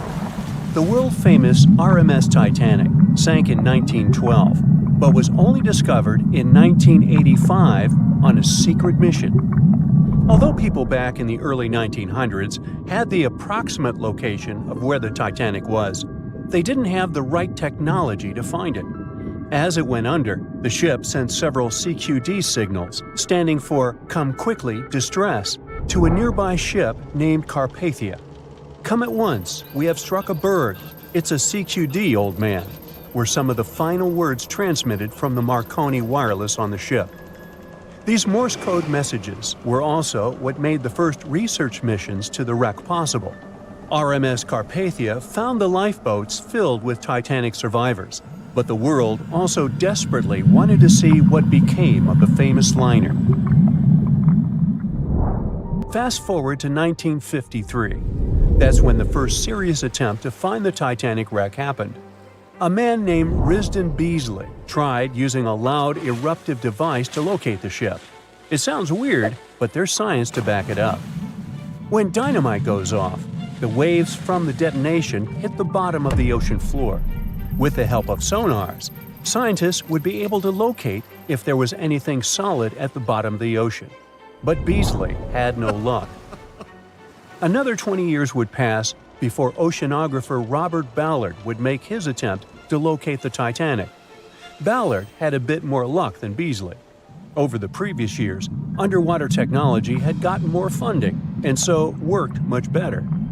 He tried it the first time in 1977. Ballard partnered with the Woods Hole Oceanographic Institution on a mission to map the ocean floor. While the institute hired him to test out their new mapping technology, Ballard's intention was to go a little further and find the Titanic wreck. In the middle of this new technological ship, there was a hole that allowed for a long pipe to be extended into the water just above the ocean floor. Attached to the end of this pipe, Ballard installed a pod with sonars and cameras. They thought they were in for something big, and so they took the ship to sea to run some tests. That's when, on a trial run, adversity struck. The drill pipe broke, sending all of their expensive material to the bottom of the ocean floor, just like the Titanic. When Ballard failed, another important character came into this story, a man named Jack Grimm, an eccentric oil tycoon. Grimm had become famous for trying to find things such as Noah's Ark, the Loch Ness Monster, and Bigfoot. He also tried to prove the hollow Earth theory, that says that the interior of Earth is entirely hollow and hosts underground cities and nations. His search consisted of trying to find a large hole on the North Pole, and thus venturing inside the hollow Earth. After his attempts failed, he set his eyes on the jewel liner that had sunk, the RMS Titanic. Grimm had the money, but he didn't have the know-how. So, as a billionaire, he made a big donation to Columbia University and asked in return to use some of their equipment. He hired a team of highly qualified scientists to help operate the machinery. Here's where it gets a little strange. Jack Grimm was a believer in folklore and non-conventional ways of doing things. So he brought a monkey on board and surprised the research team. This monkey, called Titan, was believed to point to a map and locate lost things. In this case, the Titanic. The scientists went crazy when the monkey appeared and told Grimm it was either them or the monkey. This expedition left Florida without Titan. Yes, there would be no monkey business. They set the course to the exact location of Titanic's last distress signal. They arrived, examined every inch of the ocean floor, but still found nothing. Grimm's first expedition lasted 3 weeks, but unfortunately, they found absolutely nothing. They tried a particularly good search method known as mowing the lawn, where they mimic such movements to map every inch of a larger area around Titanic's distress coordinates. The reasons for failure were important defects in the equipment and terrible weather. That's when that prior searcher of the lost Titanic came back into the picture, Robert Ballard. He didn't have the millions Jack Grimm had, but he had one thing going for him. The marine geologist was working closely with the U.S. Navy to locate 2 nuclear submarines which had sunk in the 1960s. Ballard himself says he was living 2 lives, one as a researcher and the other as a Navy intelligence officer. The deal was simple. He'd have a green light to search for the Titanic after he found the 2 missing submarines. To find Thresher and Scorpion, he used an unmanned submarine vehicle called Argo. Argo was like a little snow sled. It was attached to a bigger ship that sailed above the water. Argo was connected to the ship by a long cable, and it was piloted by a team on board. The sled had sonars and cameras that provided real-time imaging of the ocean floor, so it was a real advancement on other attempts. After much thinking, he had a eureka moment. He supposed the force of the wreck should have left a comet trail that led back to the ship. While searching for the Titanic, most people had tried to find the ship itself. But until then, it had been trying to find a needle in a haystack. That's why Ballard's logic was so brilliant. He needed to invert the order. He had another obstacle on his hands, time. He could only look for the ship after finding the lost subs. And by the time that happened, he had 12 days left. He teamed up with another scientist, and they applied the mowing the lawn method to map the ocean bed. Another important piece of information that most researchers left out was that there was a sea current moving south on the day of the disaster. This meant that the debris field should be south of the distress signal coordinates. To save time and resources, he would do a quick reconnaissance of the ocean floor, spacing lines more than 3 miles apart to look for debris fields. He also relied more on the camera visuals than on the sonar signals. His team took turns piloting Argo and watching the video. Days rolled by, with nothing but the empty ocean floor showing up. Until the rocks they were used to seeing started to look like man-made debris. Suddenly, there it was, the Titanic's boiler. Ballard was right. The debris field would take them back to the ship. After 73 years of searching, they had finally found the Titanic wreck. April 14, 1912. The dark night was filled with horrible sounds of a giant metal vessel breaking into two. The largest ship of that time collided with an iceberg that was on its way. The Titanic, one of the biggest stories of the 20th century that people still talk about. The starboard side of the giant vessel brushed up against the iceberg. It was 11:40 p.m. when things started going wrong. This iceberg caused enough damage for at least 5 watertight compartments in the hull to start filling with water. The crew immediately began a brief investigation to see if they could do anything and fix things. They had no one to rely on, all alone in the darkness of the cold night, far away from the land. The North Atlantic Ocean, around 400 miles south of Newfoundland, Canada. They needed time to figure out how to bring people to safety. They had some time, true, but not enough. If you watched the movie, you know the ship didn't plunge immediately after the icy doom had happened. The whole process lasted a good 2 hours and 40 minutes. But the situation was hard. There were 2,200 people to take care of, including crew and passengers, and things happening on the ship were chaotic. The chief designer, Thomas Andrews, soon realized they wouldn't be able to stay afloat. By midnight, the entire crew had begun preparing the lifeboats for launch.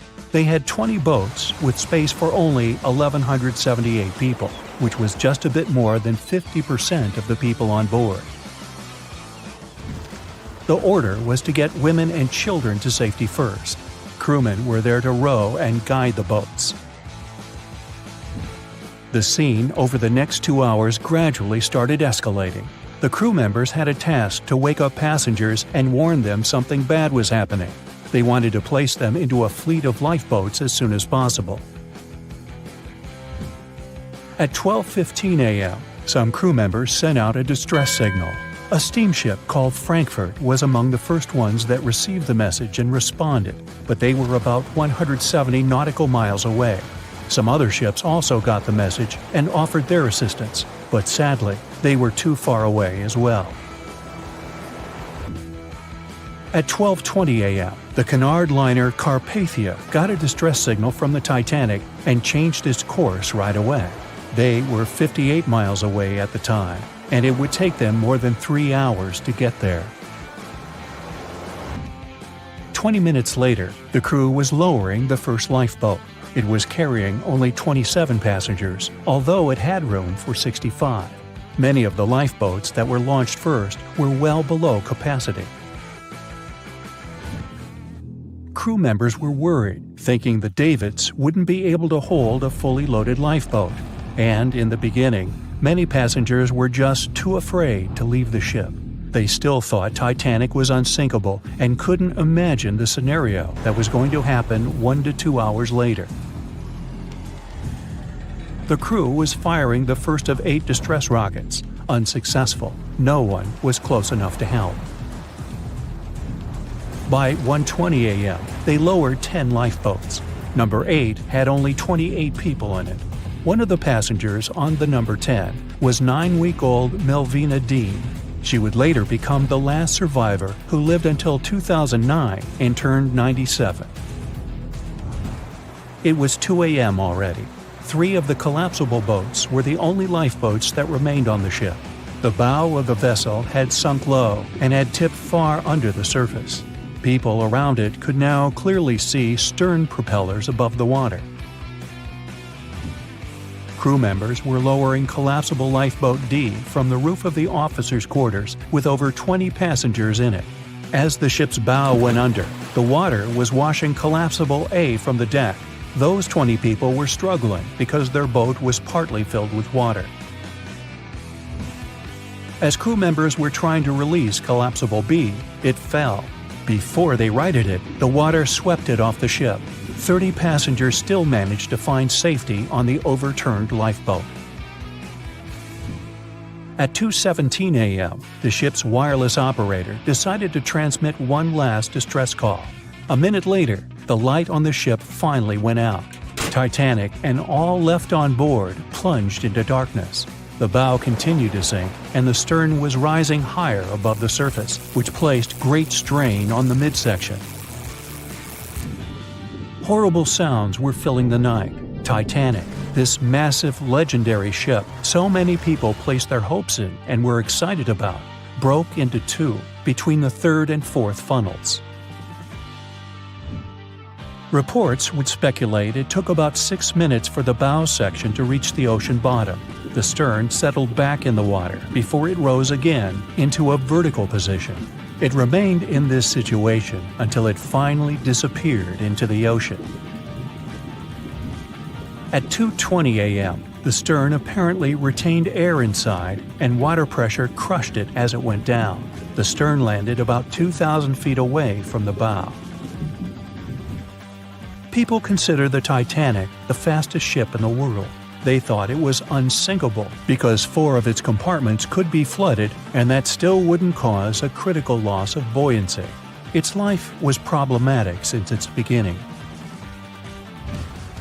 While the ship was leaving port, it moved within a couple of feet of the steamer New York. It managed to safely pass by, which was a huge relief for all those worried passengers massed on the ship's decks. Titanic sailed off on the 10th of April. Its first journey was across the highly competitive Atlantic route. On the launch day, the Titanic became the biggest movable object in the history of humankind, 882 feet long, 92 feet wide. Not that big if you compare it with today's ships. The biggest cruise ship in the world today is Royal Caribbean's Symphony of the Seas, which is roughly 5 times the size of Titanic. If you put that ship in a vertical position, it would be nearly as tall as the Empire State Building, which is 1,250 feet without antennas. But Titanic was a huge attraction back in its time. At one moment of their journey, they stopped in France, after which they made another stop in Ireland. Once the final passengers boarded, the massive ship set out at full speed for their final destination, New York City. 4 days after the beginning of its journey, Titanic failed to divert its course from a huge iceberg, the story we all know about. Only 700 people survived, and most of them were women and children. The night was extremely cold, 1 hour and 20 minutes after Titanic had gone down to the bottom of the ocean. Survivors weren't even sure someone was coming to save them. Finally, they saw the light. It was Carpathia coming towards them. They came for the people in the lifeboats. The crew brought them aboard and pulled a handful of other passengers out of the water. Many ships tried to contact Titanic a few hours after it sank. Their messages were never returned. Later, when there was an investigation of what really happened, they discovered the Leyland liner California had been less than 20 miles away when Titanic was sinking. But the crew didn't hear the distress signals coming from Titanic because their radio operator was off duty. Countries from both sides of the Atlantic were shocked and horrified when they heard details of what happened to Titanic. They decided to make changes to ship operations, rules that would help avoid such events in the future. They held the first International Convention for Safety of Life at Sea, where they adopted rules for every ship to have lifeboat space for each passenger on board. Also, lifeboat drills became mandatory. They also decided to establish an international ice patrol. Its main role was to monitor icebergs in the North Atlantic shipping lanes. Ships also needed to maintain a 24-hour radio watch. Titanic wasn't built alone. Because of the size of this magnificent ship and all the new equipment it required, it would have been too expensive as a one-off. So the team built the Titanic alongside two sister ships, and both of them had eventful lifetimes. RMS Olympic came first. It was launched in 1910, and for a whole year was the biggest liner in the world. The Britannic was another sister ship that sailed for a while before it too ended down on the ocean bottom. But only Titanic became a legend and one of the most fascinating stories of modern history. The night was dark and scary. A few hundred people were sitting in lifeboats, not knowing what would happen next or what their lives would look like from that moment on. All they knew was the giant ship they had been sailing on just a couple of hours earlier disappeared in front of their eyes. They were alone, waiting for help. Is anyone even coming? They had no idea if the rest of the ships that were traveling relatively close to them had heard their call for help. There was nothing else to do but wait. The Titanic, an iceberg, and one night, April 14th, 1912. It's one of the most famous stories from modern history that everyone talks about, even now, more than 100 years later. The 16 lifeboats on board could only accommodate a little more than 50%, 1,178 people, of the total number of passengers that were on board. And many of them were still half empty. In one of them, there was a little 2-month-old girl, Milvina Dean, the youngest passenger on board the giant ship. Her parents had decided to leave England because they wanted to build a better life in the United States. Her father had some family in Kansas, and he hoped they could start their own business there. The Dean family didn't actually choose to be on board this giant legendary liner, but because of a coal strike, they got transferred there, so they boarded it at Southampton as third-class passengers. Milvina's father felt when their ship hit the iceberg on that cold and seemingly peaceful night. He immediately went up to investigate. When he saw that people were panicking and that the crew members were giving warnings on the actual danger of the situation, he rushed to their cabin to find his wife. He told her to dress the children and quickly go up on deck. The crew members gave the order to get the lifeboats ready and start transferring women and children there first. It was a chance for at least some family members to get to safety. Milvina, her mother, and her brother got in Lifeboat 10. They were among the first off the liner out of the 706 crew members and passengers who managed to escape the sinking ship. Later, the liner called Carpathia heard their call for help, came for the passengers, and took them to New York. Her father, unfortunately, stayed behind them and didn't manage to save himself. Milvina grew up in Ashurst, England, which wasn't far from where she set sail on the ship. She spent her life working as a secretary and an assistant in small businesses in Southampton. She never married. Milvina always used to say she never spoke about the whole Titanic thing because she remembered nothing about it, so she didn't want people to think she was just drawing attention to herself. But in 1985, a French-American team got together and located the wreck of the Titanic. It was around 370 miles east of Mistaken Point, Newfoundland, in water that was more than 2 miles deep. That's when they confirmed the ship split in two. For decades, people believed the ship sank in one piece.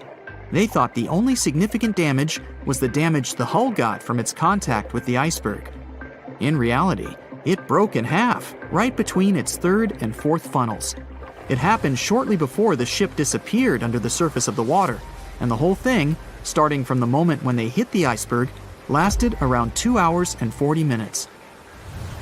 People didn't pay that much attention to the Titanic until this team of researchers found the wreck. In the last year of her life, she sold some of her family's possessions at auction to pay for her stay in a nursing home. The items she sold also included a suitcase filled with clothes that her family got when they arrived in the U.S., and compensation letters her mom got from the Titanic Relief Fund. The compensation letters outlined the financial aid that certain passengers received who had survived the loss of their loved ones. She lived until the age of 97 when she caught pneumonia. She was the youngest of the 705 people that survived the whole event. The Titanic was the world's largest ship. Since it was so big, some thought the vessel should have had 4 exhaust stacks. But Thomas Andrews, the man who designed the ship, believed that only 3 were necessary. So, the Titanic basically had one purely decorative stack. 2,200 people were on board when the ship sank. There were 908 crew members, and the maximum number of passengers on board, which was 3,500. As you probably saw in the movie, there were different classes of passengers. The estimated overall wealth of those in first class was about $500 million, and researchers estimated $6 million worth of things went down to the ocean bottom, together with the ship. In first class, this liner was a place of luxury. It had 4 restaurants, 2 libraries, 2 barber shops, reading rooms, and a photographic darkroom on board. There was also a heated swimming pool, but only first-class passengers could use it, at a price of 1 shilling a time. The ship also had Turkish baths and electric baths, and passengers could use each for 4 shillings at a time. The cost to build this massive giant was $7.5 million, but that was back in 1912. Today, it would be about $200 million. First-class tickets cost $2,560 at the time, which is today's equivalent of $61,000. What would you get in these expensive cabins? A sitting room, 2 bedrooms, 2 wardrobe rooms, and a bathroom. Would you pay that much for those luxuries? Teams of researchers still haven't explored many areas on the Titanic. It's still very, very hard to access them with underwater vehicles.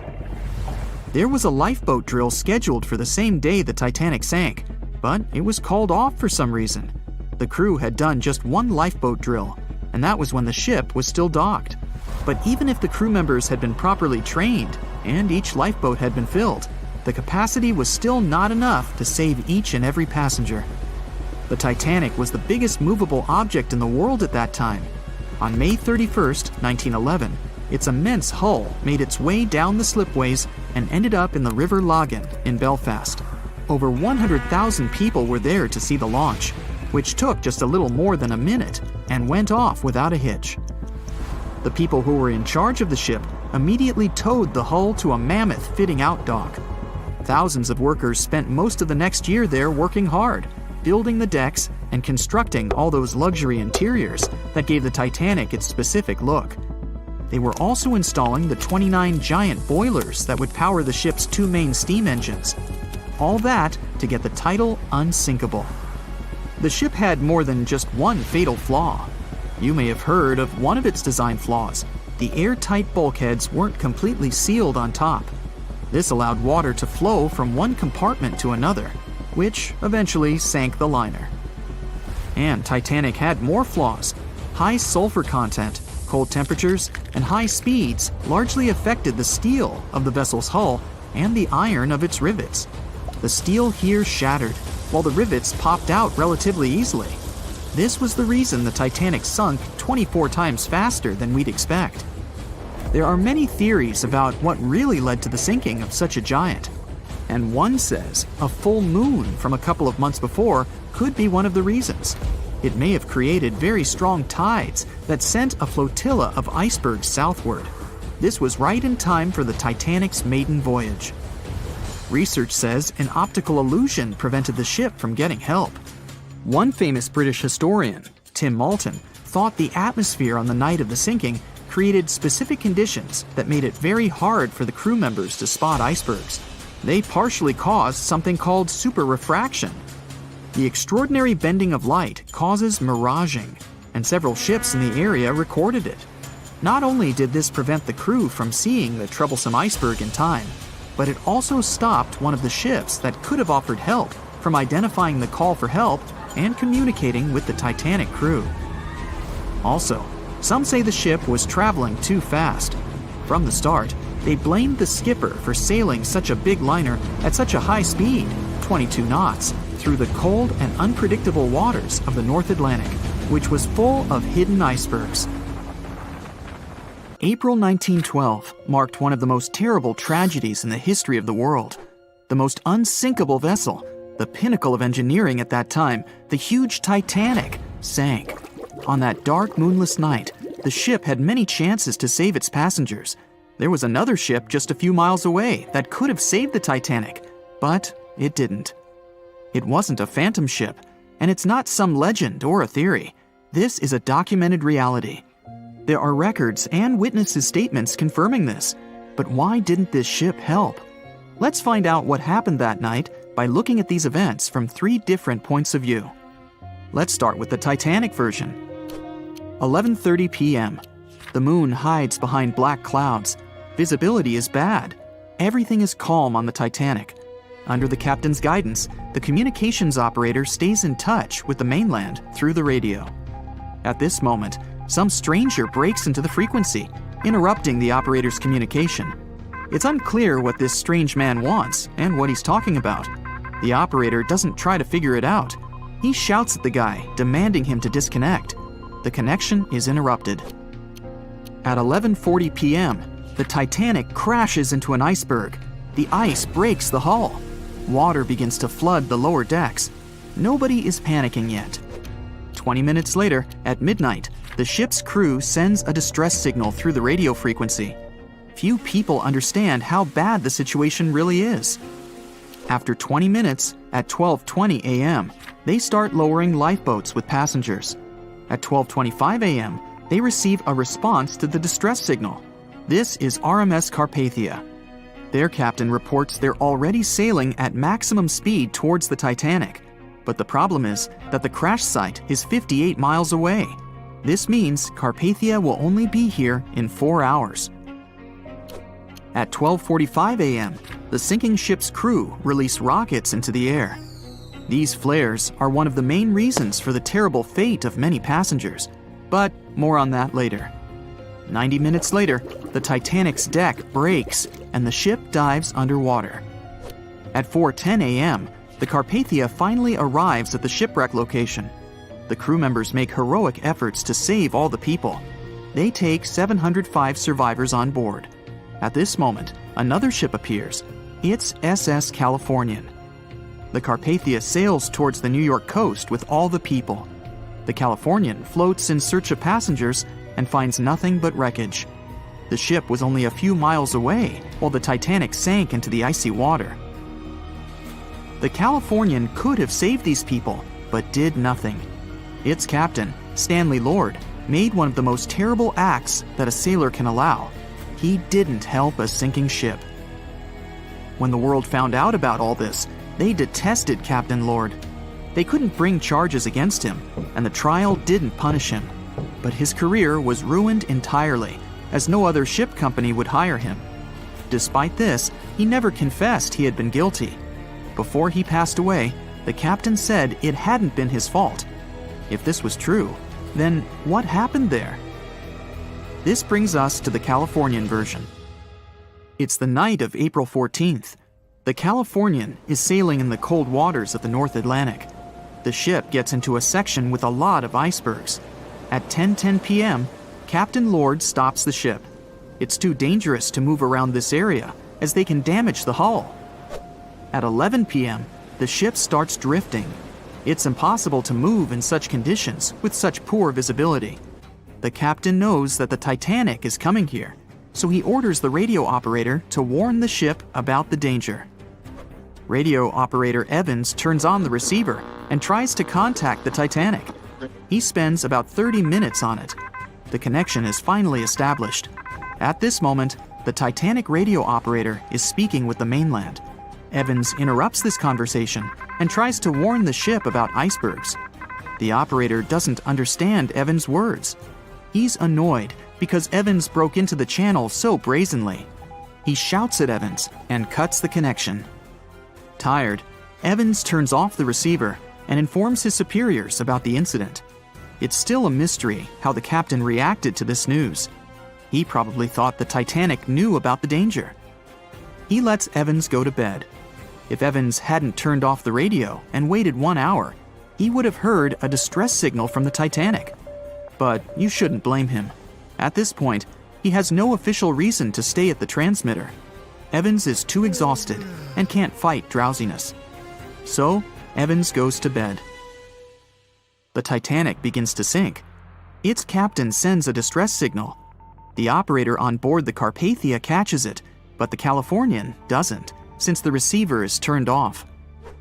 Captain Lord can't sleep. He feels that something is wrong. Meanwhile, the Titanic is rapidly sinking under the water. The captain gives the order to launch rockets into the air. And here is where one of the critical mistakes takes place. They release warning lights, but they are not red. The crew forgot to take red rockets on board for some reason, so they lit up the sky with a bright white light. If you need to send a distress signal, you need to release red lights. Captain Lord sees these lights, but doesn't perceive them as a cry for help. It can't be that there are no standard red rockets on such a massive ship as the Titanic. But, unfortunately, it can. Captain Lord thinks the Titanic is sailing away. Perhaps there is some unknown reason behind those white lights, but he doesn't really know. So, Captain Lord has no idea that the Titanic is sinking. He still decides to contact the ship, but this time, not through radio communication. Captain Lord doesn't wake up the radio operator and sends a signal to the Titanic through a signal lamp. It's important to understand that many old-school captains didn't take radio communication seriously. They didn't understand the value of this technology. That's why Captain Lord doesn't wake up Evans. He sends light signals, but the Titanic doesn't respond. Many survivors later mentioned seeing the flashing lights of the Californian, but there was nothing they could have done. The ship's crew doesn't hear their cries for help. At 2:20 a.m., the Titanic completely goes underwater. A little more than 2 hours later, radio operator Evans wakes up and turns the transmitter on. He hears many rescuers talking about the sunken ship. Evans understands everything. He reports this to the captain. At that moment, the Californian immediately heads to the wreck site. They meet Carpathia there. With the survivors on board, it sails towards New York. The Californian stays sailing and looking for people. They find nothing but wreckage. The Californian returns to the mainland. The news about the ship that could have saved the Titanic is spreading all over the country. The trial begins. Captain Stanley Lord and the crew tell their version. They say their ship had been standing still. Many people don't believe them, and some of the surviving passengers claim to have seen the Californian sailing by. Still, the judge declares them innocent. 1962. Captain Stanley Lord is a very old man. He calls a notary to confess something. The captain makes his last remark about this case. He swears he's not guilty. But if it wasn't the Californian sailing past the Titanic at that moment, then what? The Samson theory could answer that question for us. The sealing ship Samson is sailing in the cold waters of the North Atlantic. The crew aren't sleeping. They carefully study the surroundings, but not because they're afraid of icebergs. They're scared of meeting with the U.S. Coast Guard. The Samson ship's crew catch seals, which is illegal. At 12:45 a.m., Samson's captain sees white signal rockets. The team is sure it's the Coast Guard. They turn off the lights and sail away. It's dark, so they don't notice the sinking Titanic. They return to the coast of Iceland and hear about the disaster. They realize they have abandoned the drowning passengers. The nephew of one of Samson's crew members reads about this story in his uncle's diary. The nephew asks for permission to publish these recordings. All the people realize that Captain Lord wasn't guilty, but unfortunately, he didn't live to see this moment. Actually, it's still unknown who is guilty in this story. 2 ships were nearby the Titanic. Their captains were adequate people. They would have helped save all the passengers. Their fault was that they couldn't understand what the Titanic wanted on that dark night. Someone forgot to put red flares in the box. This small but fatal detail was one of the leading causes of the tragedy. Can you guess how many theories of the Titanic's sinking exist? Right, loads, including a theory of my own, which I'm going to share with you today. And then you can decide which one seems most likely to you. One Piece theory. The very first version of the events was the One Piece theory. It's very simple and basically claims that the sinking happened without any breakups. 2:15 a.m., the ship collides with an iceberg. 2:18 a.m., the lights go out. The ship reaches an angle of 45 degrees and then quickly begins its final plunge into the ocean depths. 2:20 a.m., only about 3 minutes later, the RMS Titanic disappears under the surface of the ocean for good. The liner doesn't break, it just goes down as a whole piece. Of course, this can't be true. In April 1912, the Titanic was not only the largest ship in the world, but also the largest ship ever built. It's hard to believe that such a heavy vessel could have gone down without breaking. That's just impossible. Well, I mean, you can't blame the theorists. Before we found the wreckage, there were no other theories. Wait a minute, or were there? The day after the disaster, the survivors gave their interviews. They talked about what had happened, and some of them claimed that the ship had actually broken in two when it had been flooded. For example, Jack Thayer, a 17-year-old boy, outlined the sinking as he remembered it, and L.D. Skidmon drew a sketch based on his description. The picture clearly showed the ship breaking in half. But no one believed Jack or other witnesses. There was no evidence, so their claims were received with a grain of salt. But in 1985, things changed. First breakup theory. That's when Robert Ballard found the wreckage of the Titanic in the depths of the ocean. When people saw the wreckage, it became clear that Jack and the other survivors had been right. The Titanic did indeed break in two when it sank. So it's time for a new theory. 2:15 a.m. The keel breaks, the starboard list eases, and the hull continues to bow and crumble. 2:17 a.m. The galley sections break off. The towers immediately drop under their own weight. The lights go out. The stern is pulled into the air. The bow breaks off and starts sinking. The aft is barely hanging on to the starboard side of the stern section superstructure. The stern section slowly lists over to port as it begins sinking again. It rises up one last time and pivots in a semicircle as it sinks. It all sounds pretty convincing, right? But people began to find plot holes in this theory. For example, the Titanic couldn't have held together until it reached such a high angle. The breakup would have had to begin much earlier. This only meant there was still a vast field for research and speculations. So people started to come up with their own possible scenarios. How about we look first at the ones no one likes? V-brake and Aaron 1912 V-brake. According to the first breakup theory, the Titanic reached a high angle, and the weight of its unsupported stern caused it to crack from the top down. But it's physically impossible. So, are there any other ideas? In 2006, Roger Long, a naval architect, decided to research a so-called V theory. 2:17 a.m. The breakup begins at a shallow angle, perhaps as little as 11 degrees. The upper structure fails and starts to crack. At this moment, only its double bottom is holding the Titanic together, but it starts to bend under the strain too, failing the ship. Water is pouring through the crack. It increases the weight in between the two sections, bending the Titanic the other way and pulling it into shape somewhat resemblant to the letter V. The upper decks get mangled and bent together. The bow heads for the bottom, and the stern is the last to sink. This theory has since been disproven many times, though.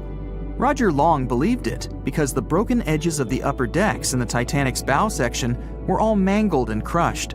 However, we have learned that it happened because of the so-called hydraulic downburst, the force of the water crashing into the deck as the Titanic hit the ocean floor.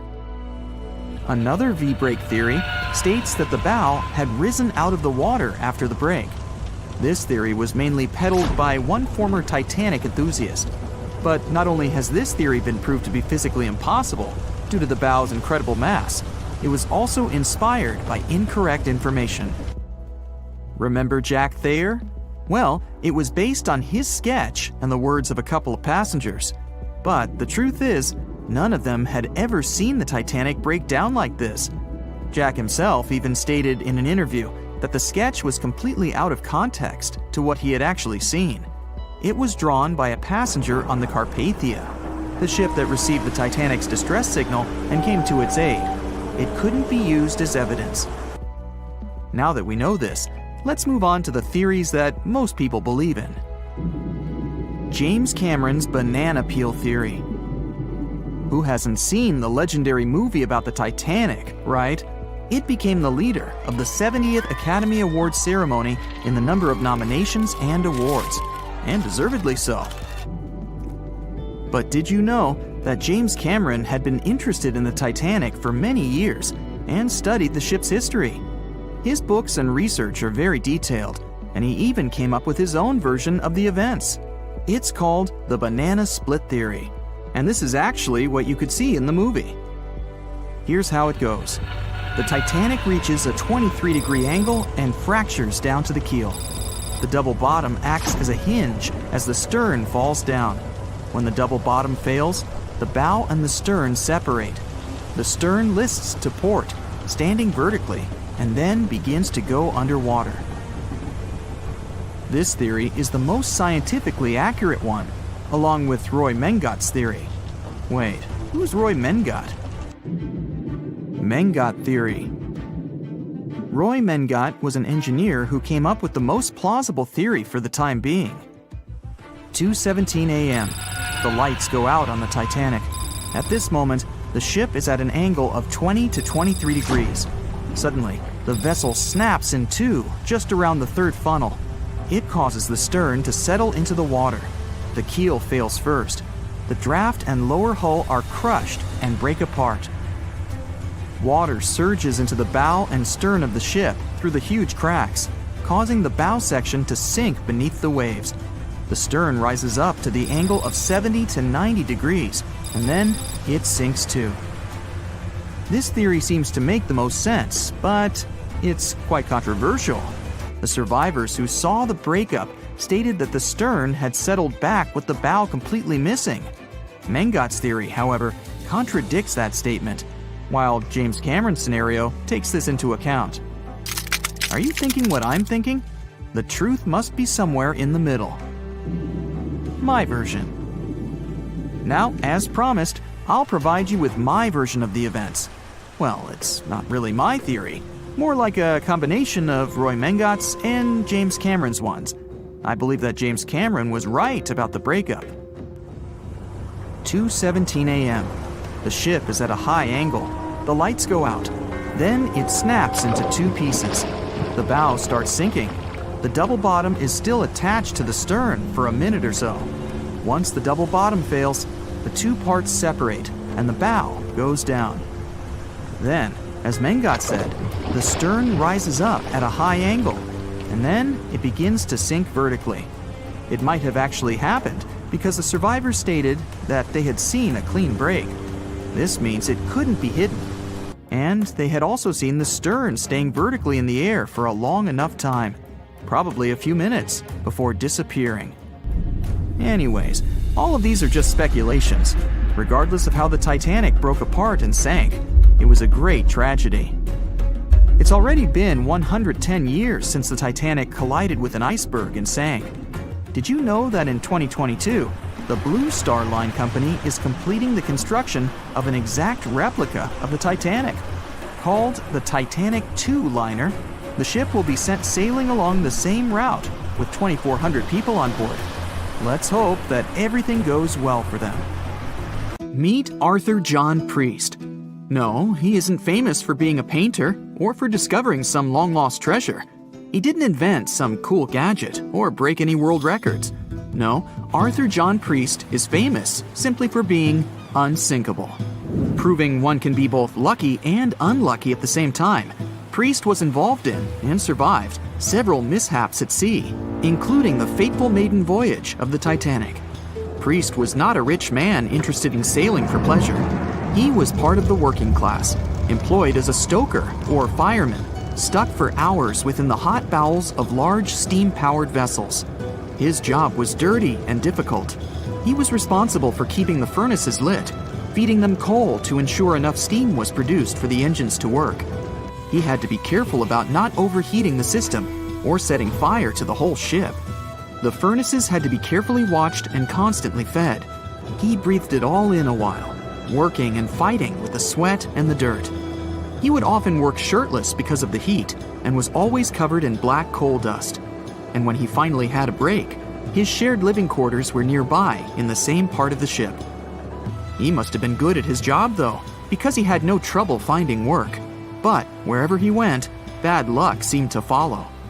The first incident was a mild one. As a young man, Priest worked on the RMS Asturias.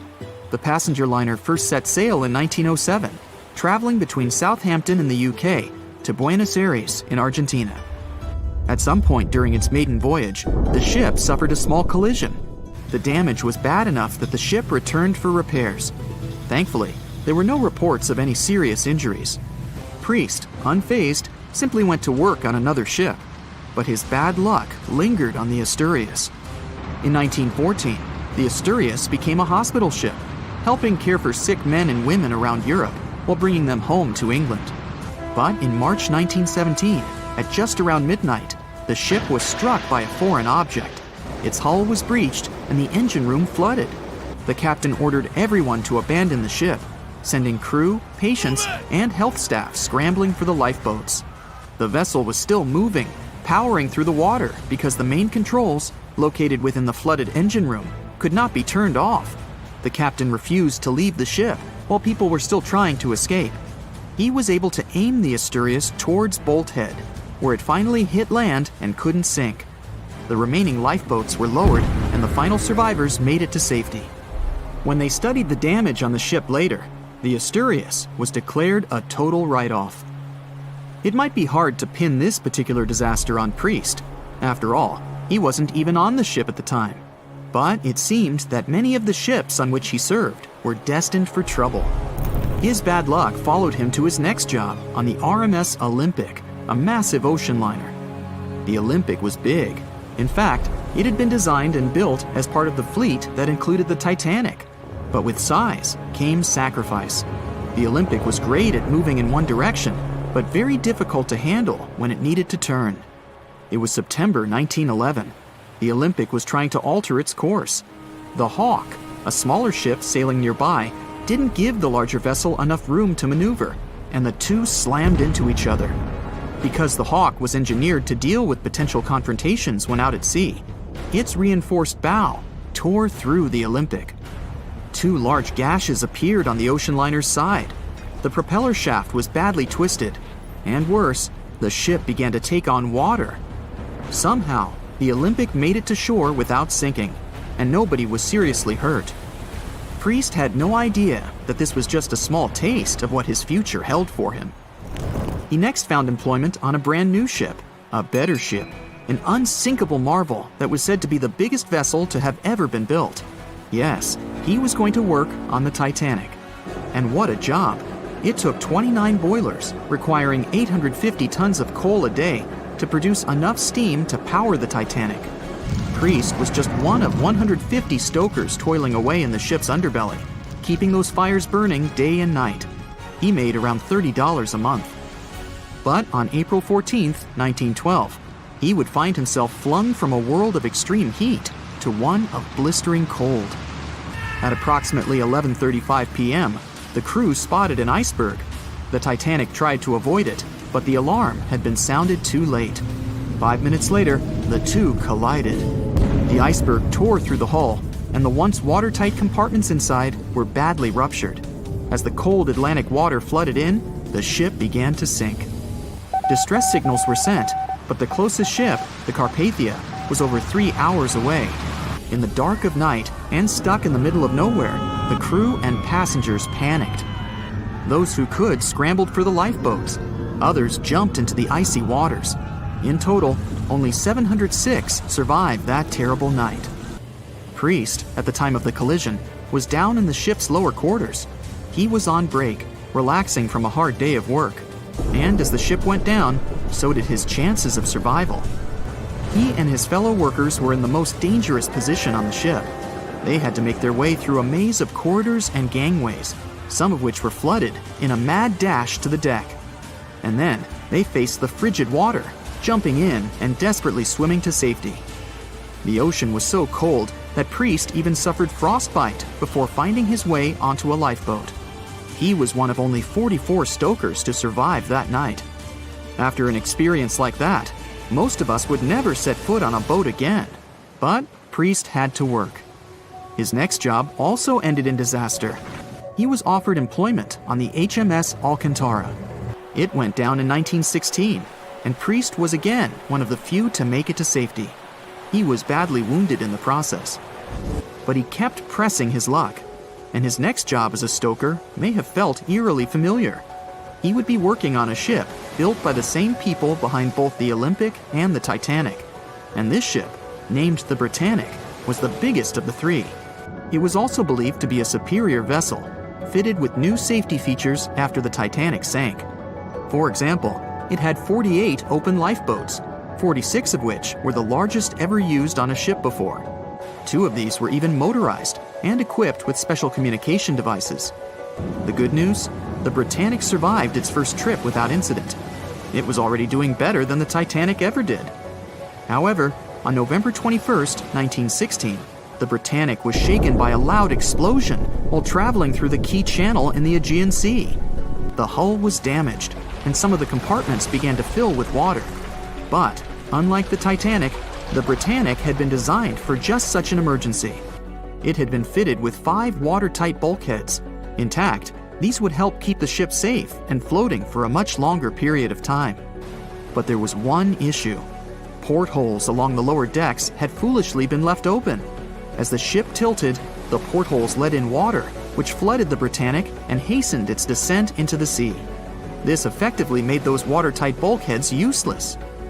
The ship was going down fast, much faster, in fact, than the Titanic had sunk. 35 of the lifeboats were successfully launched, saving most on board. Of the 1,066 passengers and crew, 1,036 survived. Priest, his luck intact, was one of them. And yet, he still wasn't done with a life at sea. He accepted a position as a stoker on the Donegal. It was a smaller passenger ferry that had been converted for use as a hospital boat. In April 1917, it was struck by a foreign object while fleeing an unsafe situation, and though he suffered from a head injury, Priest was again one of the survivors. It took experiencing 2 collisions and 4 sinkings before Priest was finally ready to retire. In fact, he reportedly said he only gave it up because no one wanted to sail with him. Can you blame them? He would live out the rest of his life on dry land in Southampton, England, with his wife Annie and their 3 sons. But Arthur John Priest would always be remembered as the unsinkable stoker. It was September 12, 1990. In those times, way before instant messaging and Zoom calls, a little girl was looking for pen pals. Zoe was aboard a ship from England to Belgium on vacation with her parents. She was only 10 years old at the time, but was a very clever schoolgirl. She took a piece of paper and started putting some words together. She introduced herself, then wrote about how she liked ballet and playing the flute and the piano. Of course, she couldn't help but mention her 2 adored pets, a little hamster she called Sparkle and her fish Speckle. She also put down the address at which she could be reached in case someone was interested in writing back to her. But alas, she was at sea. Who could she send this message to? An interesting idea came to her mind. She carefully placed her letter in a plastic bottle, tightly closed the lid to protect it from the water, and threw it into the sea. The little girl's excitement faded away over the years as she didn't receive a response. Maybe the bottle got stuck somewhere. Maybe it was swallowed by some big, scary sea creature.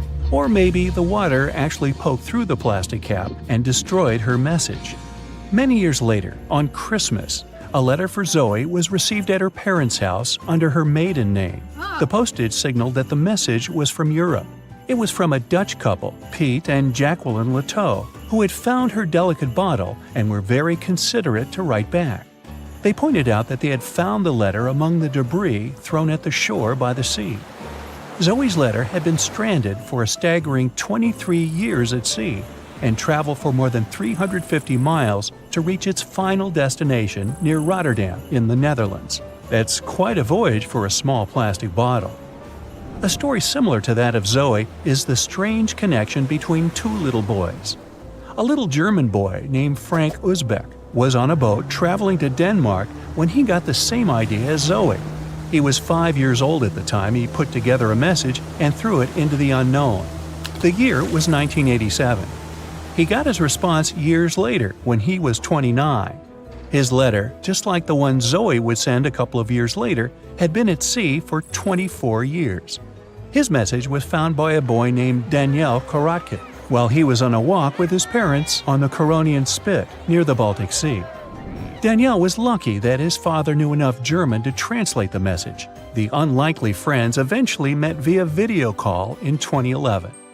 Not all message-in-a-bottle stories have been explained away. In 2013, a Croatian surfer came across a damaged bottle while near the Adriatic Sea. The message it contained dated back to 1985, and it was from a man named Jonathan. The sender was eager for his letter to reach a woman named Mary, and he also expressed his keenness for her to respond. Since the letter was supposedly sent from Nova Scotia, the bottle had to have traveled a mind-boggling 3,700 miles. The message went from the Atlantic Ocean, entered the Mediterranean Sea, and reached the Adriatic shores in Croatia. The identities of neither John nor Mary were ever discovered. There are also messages in a bottle with wonderful love stories to share. This was the case for Ake and Paulina Viking. When Ake, a lonely Swedish sailor, placed a letter in a bottle and threw it in the Mediterranean Sea, he had no idea the piece of paper would eventually reach his future wife. This was in the early 1950s. The bottle was found by an Italian man who was inspired enough to give it to his niece, Paulina. After a year of back-and-forth letters being exchanged, Ake and Paulina eventually met and got married. Having decided to share their story with the world, they became somewhat of a celebrity couple for the time. They even shared video footage of their wedding with the world, and their story was featured in a bunch of newspapers. This fortunate event started a movement between young people looking for love, increasing the number of messages being thrown out at sea in search of a fairy tale ending. Not all the stories that started out like this eventually worked out, though. In 1945, an American named Frank Hayostak placed a similar message to that of Ake's in a bottle and threw it in the waters. Almost a year later, his letter was found by an Irish woman. Her name was Brenda O'Sullivan. Their years of correspondence soon caught the attention of the media at the time, but their friendship never flourished because of the added pressure. They eventually met in person when Frank traveled to Ireland, but he didn't stay for long, and they eventually got out of touch with each other. After Titanic met its strange ending, many bottles containing secret messages started to surface. Almost all of them proved to be counterfeited, apart from one letter. Years after Titanic had sunk in the icy Atlantic waters, a bottle was found on the Irish shores. It was supposedly from a man named Jeremiah Burke, and to this day, it is considered to be the only genuine message in a bottle originating from Titanic. The piece of paper simply stated the sender's name and the location, the Titanic, accompanied by the word goodbye. Since the date has washed away, it's difficult to estimate whether the note was sent before or after the ship had hit the iceberg. The common understanding is, however, that since Jeremiah was looking to relocate to the U.S., he was merely sending his last symbolic regards to his family and friends back in Ireland. This simple way of meeting and sometimes corresponding with people has turned into a hobby for a man from a Canadian province named Prince Edward Island, located east of the U.S. state of Maine. This man, Harold Hackett, claims to have sent over 4,000 bottles into the Atlantic Ocean since 1996. He also claims to have received many responses from all over the world, including letters from people in Europe, like France and Germany, but also from the Bahamas or even Africa. This unlikely pastime earns him about 150 Christmas cards from his pen pals each year. To this day, he refuses to add his phone number to any of his letters.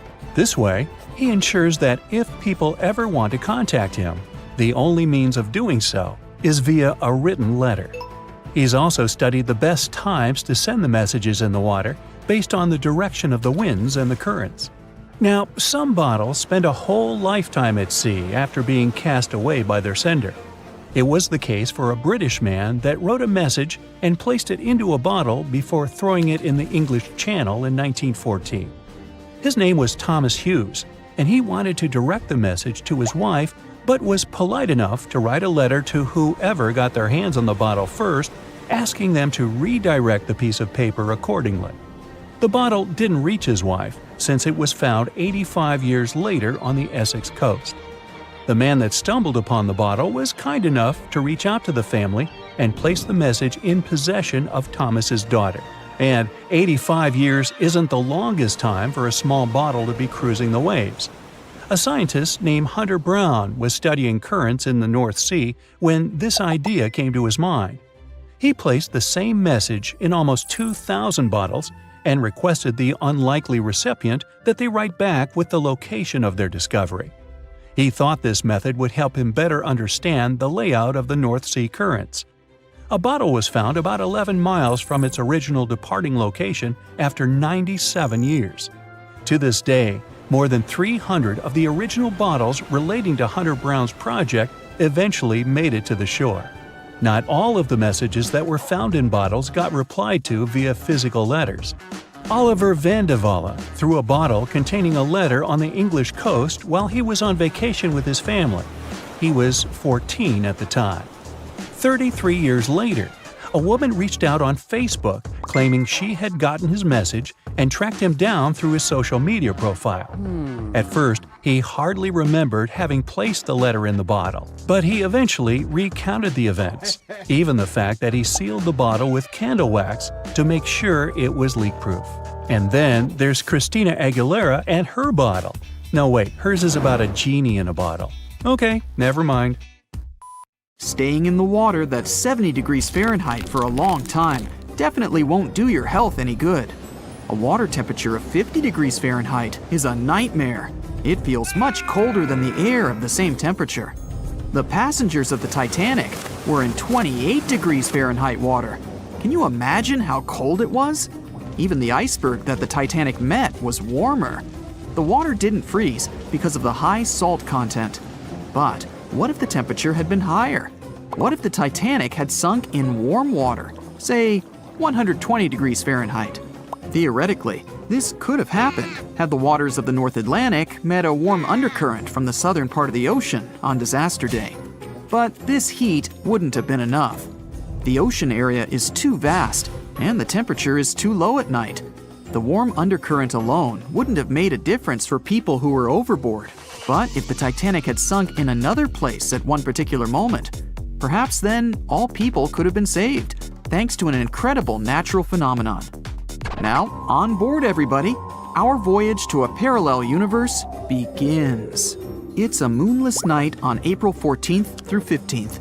The Titanic crashes into an iceberg. Icy water floods the lower decks. The captain sends a distress signal. The nearest rescue ship, Carpathia, is 58 miles away from the sinking Titanic. At maximum speed, Carpathia will get there in 4 hours. That's quite long, even in warm tropical waters, since your body loses heat anyway. The Titanic begins to sink. The crew downs lifeboats. Some of the passengers jump overboard. The ship is going under the water. There are no boats left, so you jump along with other passengers. It feels as if you got inside a huge iceberg. The water is so cold that it's hard for you to move. You can't even scream because there's no air in your lungs. But at this moment, you feel a pleasant warmth coming from the depths. The heat rises above your knees and waist, then reaches your neck. Finally, you regain control of your muscles and can breathe deeply. You notice that all the other passengers feel the same warmth. The water becomes a little hot. It makes you happy. But in a moment, horror replaces your delight. The ocean begins to foam. and not because of the high temperature, but because something is rising from the ocean floor. You hear a heavy, low sound coming from the depths. It's not a sinking Titanic, but something bigger.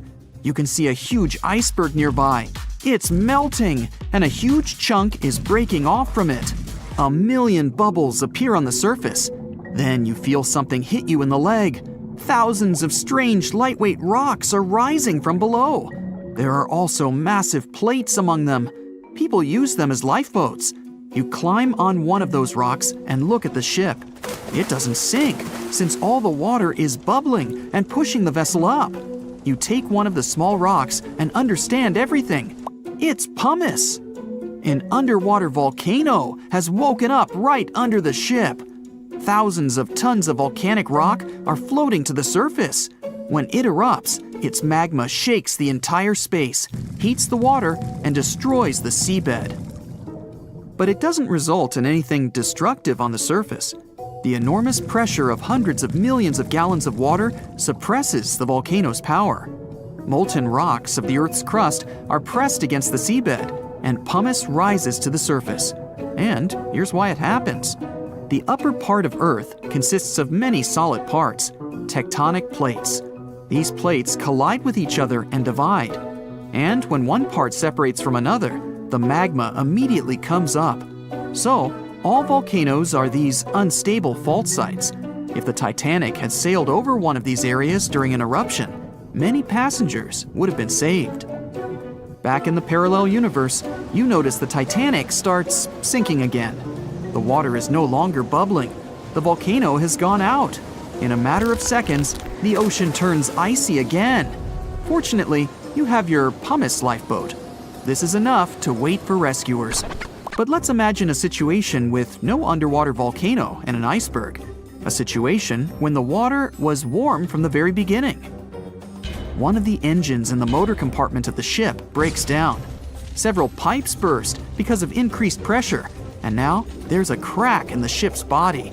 Water is filling the lower decks. The ship is sinking. People evacuate on lifeboats. There's less panic since the night is warm and no one is freezing. Each passenger gets a life jacket. The ship is breaking. You understand that you have to jump. The Titanic goes underwater. Many passengers fall overboard in horror. They dive into the dark ocean and immediately come to the surface. Panic and complete chaos take over. The ship disappears in the dark, and finally, it's all silent. A few minutes pass, and you notice there's no panic at all. The water is warm. Almost all passengers have life jackets. Someone is floating on the wooden ship wreckage. After a couple of hours, the water no longer seems so comfortable. The ocean takes away your body heat. To keep warm, passengers swim closer to each other in a tight circle. Yeah, now it's quite possible to wait for another couple of hours till the rescuers come. People on lifeboats sail closer and take those who freeze on board. Passengers take turns, 20 minutes in the water, then 20 minutes in boats. It's essential not to take your clothes off. Even a wet outfit helps keep your body warm for longer. And when it seems that everyone is saved, somebody screams. A girl in a boat looks scared. She trembles with fear and points her finger into the black water. Passengers try to see what's there and notice a triangular fin. 1, 2, 3. There are so many of them! The noise of the sinking ship has attracted a group of sharks. And now, they are circling the survivors, hoping to satisfy their hunger. They're swimming slowly. It doesn't look like they're going to attack. But you should keep your eyes open, as these fish are some of the world's most aggressive and dangerous sharks, the bull sharks. They can be agile, fast, and unpredictable. They don't swim in the cold waters of the Atlantic, but the water in this parallel universe is perfect for them. The sharks are strong and sturdy. They create the illusion of slowness to relax their prey. They're called bull sharks because of their short, blunt muzzle, like that of a bull, and they like to hit a target or other sharks with their forehead. Several fish are ramming boats. Someone falls into the water. Fortunately, people help them back on board. The sharks aren't going to retreat. Chaos and panic ensue. People are screaming and splashing the water with paddles to scare away the fish, but it doesn't help. One of the sharks opens its toothy mouth and clings to a boat. At this moment, you notice more fins nearby. A pack of great white sharks arrives at the party. They are some of the most dangerous animals on the planet. They're big, fast, and strong, and their 300 triangular teeth lined in several rows are sharp as blades. Great white sharks swim around the boats and scare away the bull sharks. You fall off the boat and see a big fin approaching you. Fear awakens the survival instinct in you. You're trying your best to swim away from the shark as far as possible. Of course, it's useless, since the shark is much faster and will definitely catch you. You feel your foot touching the shark's nose. The other foot gets into the toothy mouth. You scream in horror. After a second, the shark lets you go. Great white sharks rarely attack people. If they bite, it's just to test you. After all, the shark's favorite prey is seals. It simply loses interest if it realizes you aren't a seal. But if the shark is starving, it doesn't matter to it what kind of prey you are. Lucky for you, this one is not like that. Those survivors in the boats have almost nothing to fear either. Great white sharks don't attack them. They can push boats slightly, but only to test them. The great white shark is swimming away from you. But a bull one appears, and it looks like it's hungry. The shark is swimming towards you, opens its mouth, and a loud ship horn penetrates the water. This is the RMS Carpathia that has come to the rescue. All the sharks swim away scared. All passengers are saved. Back in our universe, another ship that had been nearby could have saved the passengers much earlier. But that's another story. Over a century ago, the Titanic struck an iceberg and sank to the bottom of the Atlantic Ocean. Of the 2,240 people on board, only around 700 survived. Since then, the tragedy has been the subject of endless movies, documentaries, and books. And though we've learned a lot about the ship and many of the people on board, we hardly know anything about the iceberg responsible for the catastrophe, especially anything concerning its size. But maybe we can find some clues. The Titanic was constructed by the White Star Line as part of its new fleet of passenger liners. At the time, it was the largest ship ever built, and it lived up to its name. The ship was 883 feet long, equal to 2.5 soccer fields placed end to end, and 175 feet tall, which is close to 10 giraffes standing on top of one another. From the waterline to the deck alone, the boat was 60 feet high. That's close to the height of a 4-story building. The Titanic was big enough to have veranda cafes, a restaurant, a reading and writing room, a Turkish bath, a gym, and squash courts. There was even space for a swimming pool. The liner could carry a total of 3,300 people, including 2,435 passengers and 900 crew members. Although luxury was important, safety was paramount. The Titanic had been designed to have 16 watertight compartments below its deck. If the ship's hull was somehow compromised in an accident, up to 4 of these compartments could take on the water, while the remaining 12 would keep the ship afloat. Philip Franklin, vice president of the White Star Line, said this was what made the ship truly remarkable. It's believed that the man said, "There is no danger the Titanic will sink. The boat is unsinkable, and nothing but inconvenience will be suffered by the passengers." He was so very wrong. The ship left England for its first and last voyage on April 10, 1912. And all it took was a single iceberg to bring that mighty vessel down. Icebergs are fascinating. They are formed during a process called calving, when large chunks of freshwater ice break free from glaciers and float away into open water. They eventually melt away and disappear. In the northern hemisphere, the majority of these icebergs come from Greenland. In the south, they come from Antarctica. What you see on top of the water is only a small portion of an iceberg. This is just the tip. Most of it, up to 90%, is hidden under the water. Only when you examine pictures of the entire thing can you truly appreciate how massive icebergs are. It's the part of the iceberg you can't see that is often the most dangerous. Beneath the waves, it can have jagged edges in random places. A ship can easily get too close without realizing it, resulting in serious damage to the bottom of the boat. And it's not just big icebergs you have to watch out for. Smaller ones, which are more difficult to spot, can prove to be just as dangerous. A growler, for example, is under 7 feet long, with just a bit more than 3 feet showing above the water. And a slightly larger bergy bit is less than 15 feet in size. The dangers of icebergs were well known when the Titanic set sail. In 1901, the Islander was traveling through the Inside Passage to Alaska. It collided with an iceberg and sank immediately. Luckily, 138 of the 178 people on board made it to safety. Back then, there wasn't any special equipment for detecting icebergs. The best tool was your eyes. From a special vantage point above the ship called the crow's nest, 2 members of the crew had to stare out over the ocean and watch for potential hazards. The crow's nest was located at the front of the ship, 49 feet above the deck. It was attached to the mast. From this height, a person had a good view of the ocean. If they saw anything suspicious, they could ring a large bell to sound the alarm. After that, they could call from a special telephone to warn the captain of any danger. But imagine what a horrible job this would have been, especially on the night the Titanic sank. The crow's nest wasn't a warm and cozy room surrounded by windows. Instead, it was a large open tub exposed to the elements. On April 14, 1912, the air temperature was around 39 degrees Fahrenheit, which is close to freezing. With the ship moving at about 23 knots, more than 26 miles per hour, the sailors must have felt that frigid cold air pressing against any exposed skin. The only good thing about the job was that the shift only lasted 2 hours. Frederick Fleet was the sailor who actually spotted the iceberg that sank the Titanic. He was up in the crow's nest, working with Reginald Lee at the time. Fleet kept track of the left side of the ship, while Lee scanned the right. It was 10 p.m. when the 2 men started their shift. They had already been warned about the possibility of ice.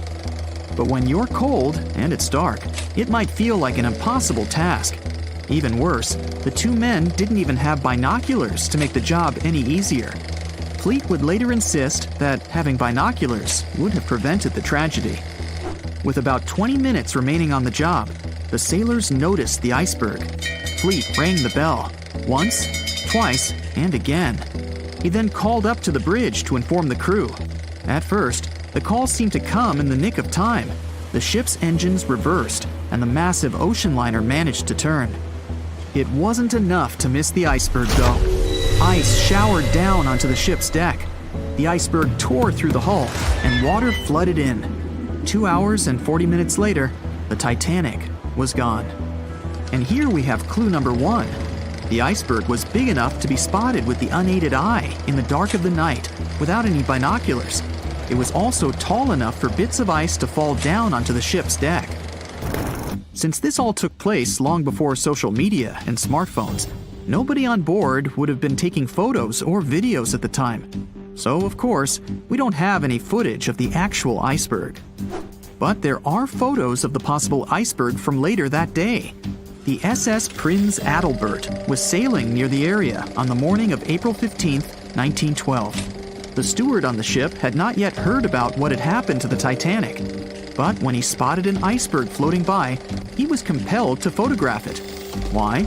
There was a line of red paint along the bottom of the iceberg, indicating that it had likely collided with a ship sometime within the previous 12 hours. A second photo was taken from a ship called the Minia, which was sent into the area to look for debris from the collision. Captain de Carteret said that among the wreckage, he had seen only one iceberg. He also noticed a streak of red paint on it. From the photos and witness accounts, newspaper reports estimated the iceberg to be 50 to 100 feet high and 200 to 400 feet long. That's clue number 2.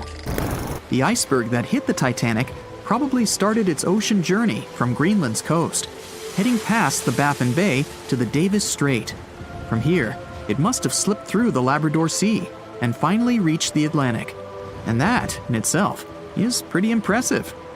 The glaciers in Greenland create between 15,000 to 30,000 icebergs each year. Some small, some big. Of these, a mere 1% will actually make it to the Atlantic. The others simply melt along the way. We know that the temperature of the Atlantic Ocean, where the sinking took place, was around 28 degrees Fahrenheit. That's below freezing. For humans, this could cause frostbite or hypothermia. But that temperature is actually warm for an iceberg. Most would only last 2 to 3 years in the North Atlantic, slowly melting into the warmer water. Based on this, it's likely that the Titanic's iceberg left Greenland in 1910 or 1911 and was fully melted by late 1912 or 1913.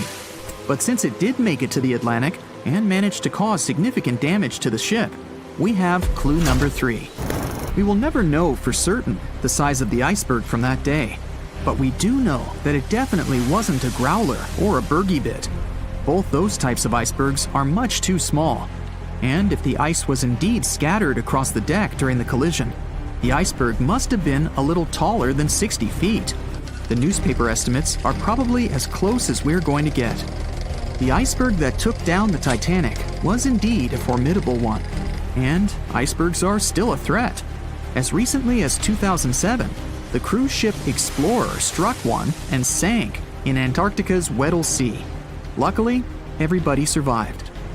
The International Ice Patrol was created in 1914 following the Titanic's sinking.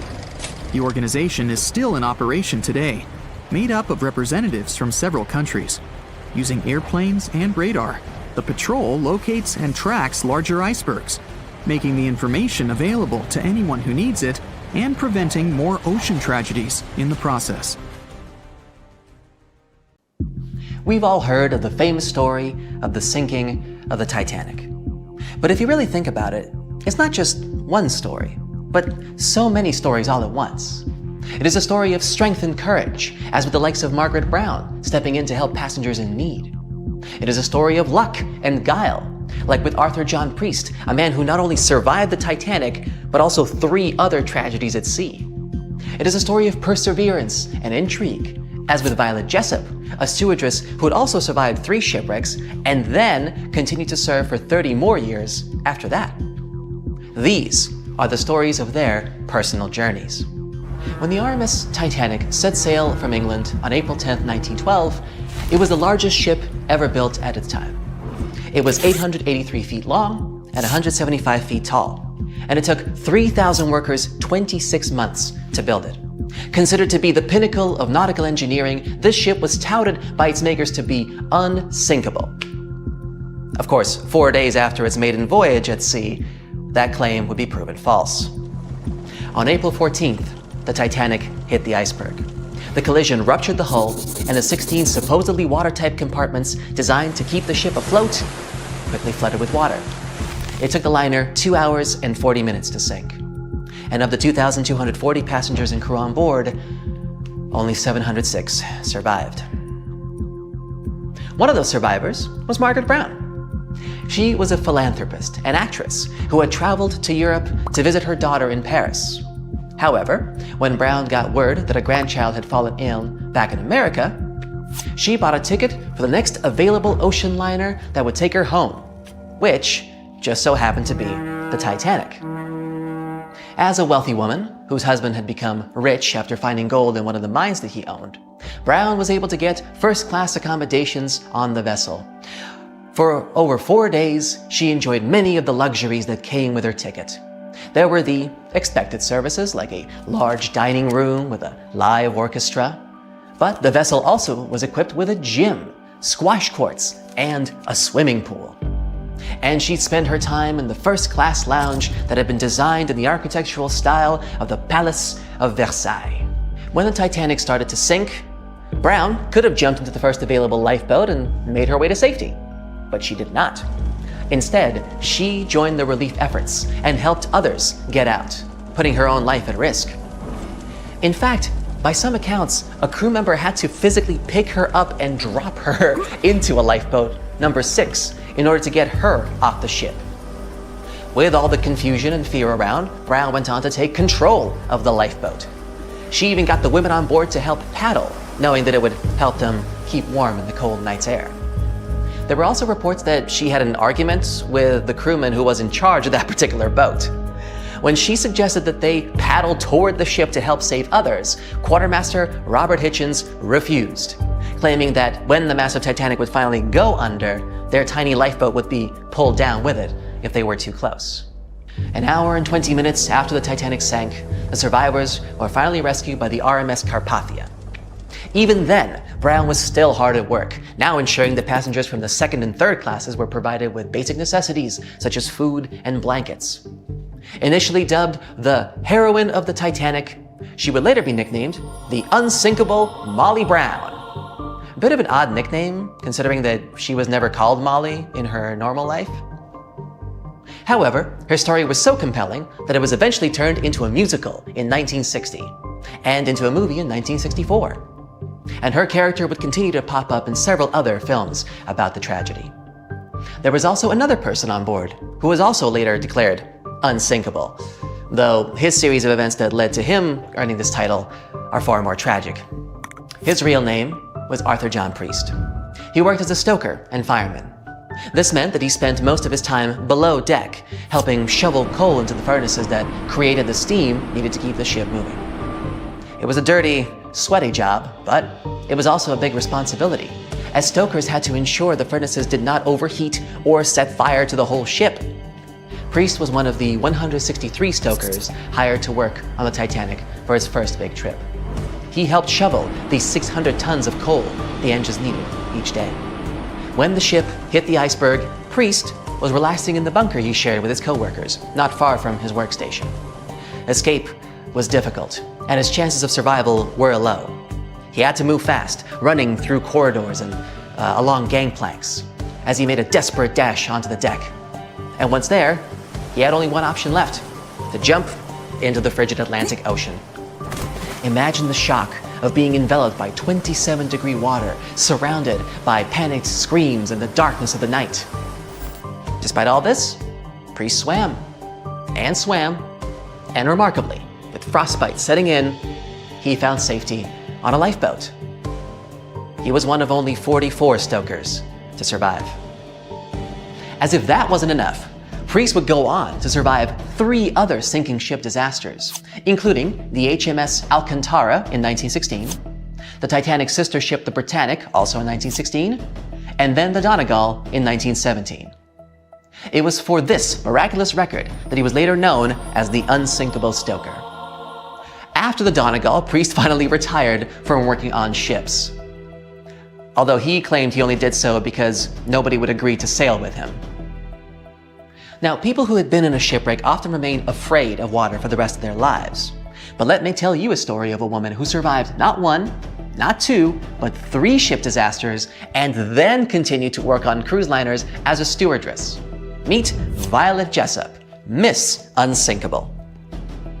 Her childhood can be described in one word: short. Violet had to grow up very quickly to take care of her siblings. She was the oldest of 9 children. Life became even more difficult when she became very ill. The doctors were sure that she wouldn't survive, but she did. Shortly after recovering, she moved to England with her mother, took care of her sisters, and attended a convent school. Her mother worked as a stewardess at sea, and when she fell sick, young Violet followed in her footsteps. But because of her youth and beauty, no one wanted to hire her, thinking that she would distract passengers and crew. But Violet didn't give up, and instead came to one of the interviews in her worst clothes and with unkempt hair. She wanted to show that she was ready for hard work on the ship. She was hired on the spot. The first 2 years passed uneventfully, but then a series of incredible fortunes began, or misfortunes depending on how you look at it. In 1910, Miss Jessup got a job on the most luxurious liner of its time, the Royal Mail ship Olympic. This ship sailed across the Atlantic from England to America. The engineers didn't focus on the speed of this vessel, but on its comfort. While working on that ship, Jessup was paid just £2 a month, the same as £200 today. Hard work on the ship's deck from morning to night didn't frighten Jessup. She loved the job. She liked to talk to the people and enjoyed the beautiful views of the Atlantic. So, on September 20th, 1911, Jessup was working on the deck as usual. The sea was calm and the weather was excellent. The ship was sailing through the Solent Strait, which separates the Isle of Wight from the British mainland. At this moment, the British military cruiser Hawke appeared ahead. It should have simply passed by the Olympic, but something went wrong. For whatever reason, the ships started going straight at each other. The Olympic's captain tried to maneuver to avoid a collision, but failed. The Hawk's bow was designed specifically to ram other ships, so when it rammed the Olympic, it made an impact. The liner shuddered, and the people screamed in fear and panic. The ship had a huge hole in the starboard. Jessup fell from the force of the blow. It seemed that one of the biggest liners of its time was going to sink. But luckily, both ships stayed afloat, and nobody got hurt. You would think that an accident like this would frighten Jessup, but nope. She didn't give it a second thought, and it continued to work as a stewardess.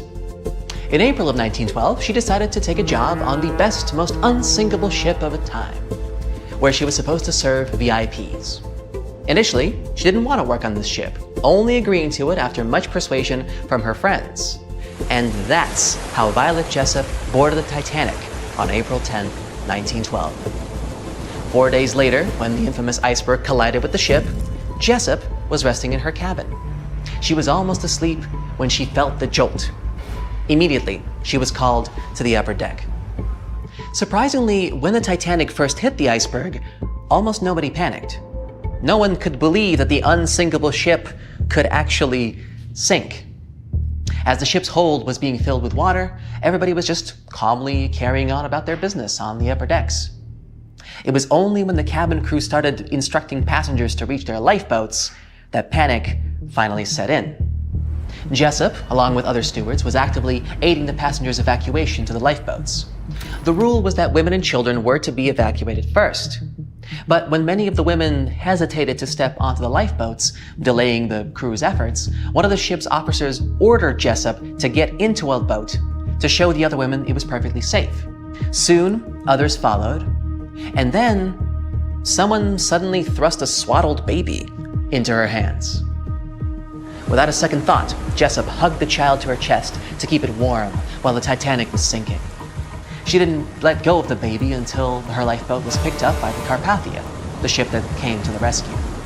As Jessup boarded the ship with the baby, a woman ran up to her and, without saying a word, snatched the child from Jessup's hands. I mean, she assumed the woman was the baby's mother, so she didn't try to get it back. She was too numb and frozen to think how strange it was this woman hadn't even said thank you for saving her baby. Many years later, Jessup would be reminded of this baby under some mysterious circumstances. After successfully surviving one of the most terrible shipwrecks in history, Jessup, of course, continued to work at sea. In 1916, she took a job as a nurse on the hospital ship Britannic, which you might remember is a sister ship to both the Olympic and the Titanic. Except this one sailed in the Aegean Sea. On November 21st, the ship was traveling down its very familiar route, but on that particular day, luck was not on its side. This would become the third shipwreck Jessup will have survived. However, this rescue wasn't as easy as the previous two. After the accident, the huge Britannic began to sink quickly. It took less than an hour for the ship to completely sink. Jessup didn't have time to board a lifeboat this time, so she jumped into the cold water. There, she swam to the closest lifeboat and got on. But then everyone on the boat noticed that the ship's propellers were still working. They were spinning in the water, creating a whirlpool that was pulling the boat toward them. Jessup jumped off the boat just in time to escape the propellers, but her ordeal was far from over. While in the water, she was pulled down to the ship's keel and hit her head. The only thing that saved her from losing consciousness and probably her life was her thick hair slightly cushioning the impact. And so, somehow, against all odds, Jessup got away from the engine and was soon picked up by another boat. For the next few years after this accident, Jessup was plagued by headaches. When she finally went to the doctor, he told her she was incredibly lucky to still be alive. The incident on the Britannic resulted in a fracture in her skull. You would think that 3 shipwrecks and a fractured skull would be enough to stop anyone, but not Violet Jessup. She continued to work on cruise ships until the year 1950. She even cruised on the world twice on the luxury liner Belgenland. Fortunately, the rest of Miss Jessup's career went without any further mishaps. In 1950, she moved to Great Ashfield in Suffolk County, having worked at sea for almost 42 years. Content with her career, she settled in a large cottage built in the 16th century. But a year into her retirement, she received a strange phone call. It was late at night, and Jessup was asleep when the phone rang. She picked up the phone and heard a woman's voice on the other end. The lady didn't introduce herself and asked right away, "Excuse me, was it you who saved a baby on the Titanic?" Jessup answered, "Yes, it was me." She laughed and hung up. Jessup later told her friend about this strange call. She assumed that some kids were playing a joke on her, but Jessup had never told anyone about the baby before that call. And according to the old records, the only child who was on the boat with Jessup was a boy. But those same records also said that the boy had been saved by another passenger. To this day, it's still unknown who the baby that Jessup rescued was. Either way, for surviving 3 different wrecks on 3 different ships, she was aptly dubbed Miss Unsinkable. And there you have it, 3 incredible stories of 3 remarkable individuals. And there's many more like them.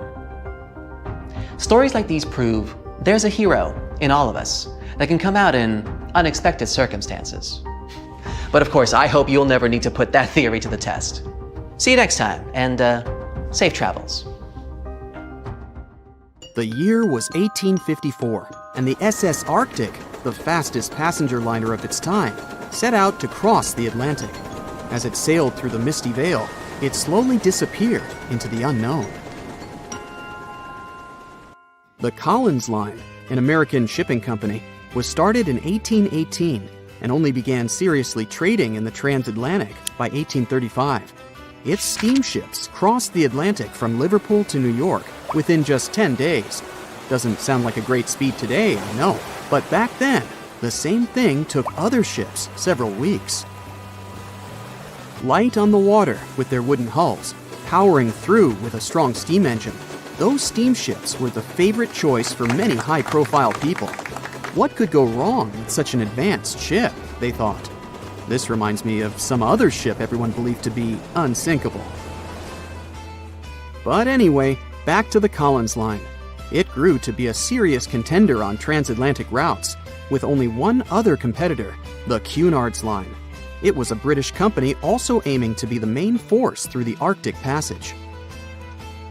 In 1835, the company received a new ship that traveled to Liverpool and came back to New York with the largest cargo ever at that time. From then, the Collins Line was steadily growing. It seemed like there would only be future successes for it. Unfortunately, their lavish ships became costly to run with the amount of coal used. Massive power along with weak wooden hulls meant they needed many repairs after each voyage. So, every trip ended up being expensive. But since the ships were safe and had a great reputation, people were willing to pay the price, and the company was definitely not in crisis. They had achieved something no one had managed to do before them. Like I told you, their ships crossed the Atlantic in a whopping 10 days, and Edward Collins, the owner, was very determined to maintain the pace. Their 5 ships easily outran the Cunard's Line of only 3. With this great praise, it provided more attention. Though the Cunard's ships were slower with their iron hulls, they believed there was still profit, regardless of how slowly they sailed. Among Collins' ships, the Arctic, the third of them to be launched, was the largest, reaching 284 feet long, with 2 side-lever steam engines, each with 1,000 horsepower. The paddle wheels made 16 revolutions a minute when at full speed. At the time of its launch, the press called it the most stupendous vessel ever constructed in the United States. But glamour and fame couldn't avoid what would come next. On the 27th of September, the Arctic was on its journey from Liverpool to New York, continuing a speed pace through the thick fog. It's possible that by that moment, after 4 years of record-breaking trips, the crew became overconfident with their sailing and the ship. Going only 50 miles from Newfoundland, they carelessly continued through the fog with no radio contact, sonar, or any other form of identifying objects, equipped only with Morse code.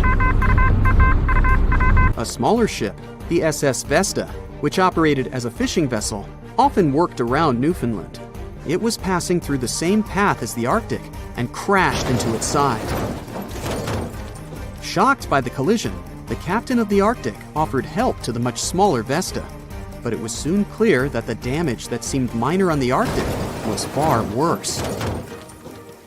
Beneath the waterline, a hole was letting water into the hull. The cost of the much faster wooden hull now seemed less valuable. They steered toward land, trying to plug the holes, but they weren't doing so well, and the seawater continued to pour in, filling up higher and pushing the ship down.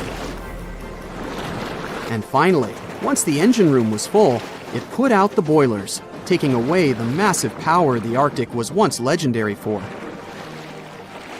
They moved slowly until coming to a complete stop. The ship continued to sink, and the order was to abandon it. At the time, maritime law allowed for the Arctic to carry only 6 lifeboats, only capable of saving 180 people. The crew and some of the passengers managed to push their way aboard and took most of the seats on those boats. Things were pretty wild, and everyone forgot about their manners, not letting the ladies and the youngest ones board first. It took 4 hours for the Arctic to sink. 150 crew and 250 passengers were on board. Those that weren't able to find a lifeboat made a desperate attempt to build their own rafts from parts of the ship. 2 days later, only 3 boats made it safely to the shore. The other 3 were never found. Believe it or not, the rescue party also saved some people that had been clinging to the wreckage for 2 days. Unlike the crew, the captain went down with the Arctic, but amazingly survived. He would be only one of 85 people that made it, out of the 400 on board. When the news arrived 2 weeks later, the public responded with great sadness to the losses. Great anger soon followed towards the poor safety measures in the crew. The press published demands to change the laws for more lifeboats. It only made sense to have enough for every person on board a ship. But they ignored those requests. This neglect would lead to more disasters in the future. Enough lifeboats would only come into maritime law some 60 years later, after the disaster of the Titanic. Edward Cullen's wife and 2 children were also aboard the ship and didn't return. He was heartbroken, but didn't stop running his business.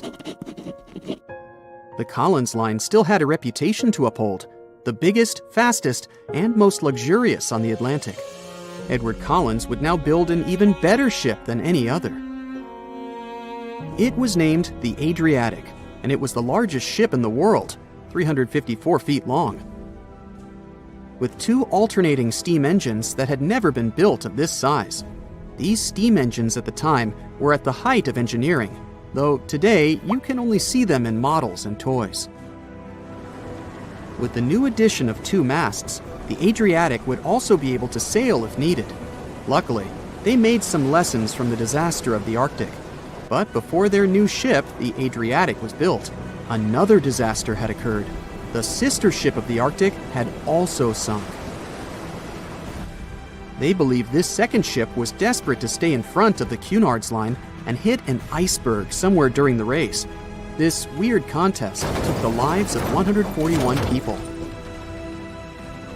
The desperation of Collins and his weakly built hulls pushed the company towards bankruptcy in 1858. The newly built Adriatic, costing over $1 million, had only made 1 voyage in the end. And even that voyage was considered a disaster. The ship collided with a tugboat. It still managed to finish its maiden voyage at a suitable time.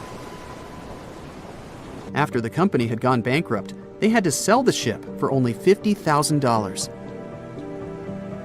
They removed the great giant engines, replacing them with only sails. Although it was once the greatest ship on the high seas, it was only 30 years later until it was abandoned, labeled irreparable, and anchored in a river. The other remaining ships were also sold and only used for parts. Edward Collins left the industry altogether, seeking work on dry land instead.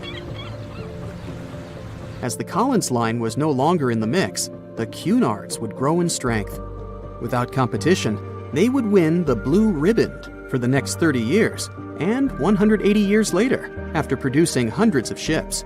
They still have a constant presence on the seas as they provide transatlantic crossings, world voyages, and leisure cruises.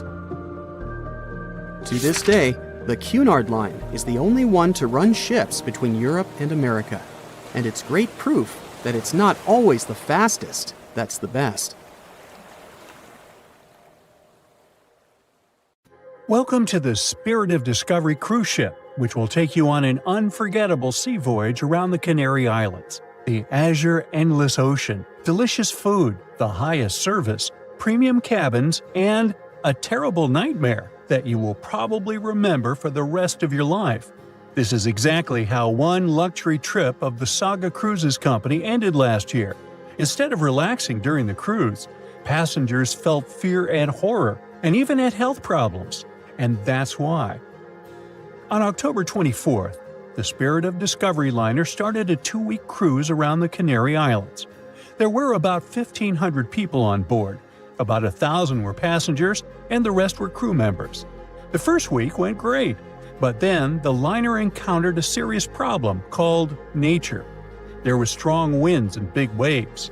The captain decided to return to the UK ahead of time, but the decision was made too late.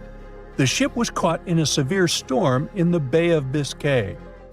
A powerful wind with a force of 11 points hit the vessel.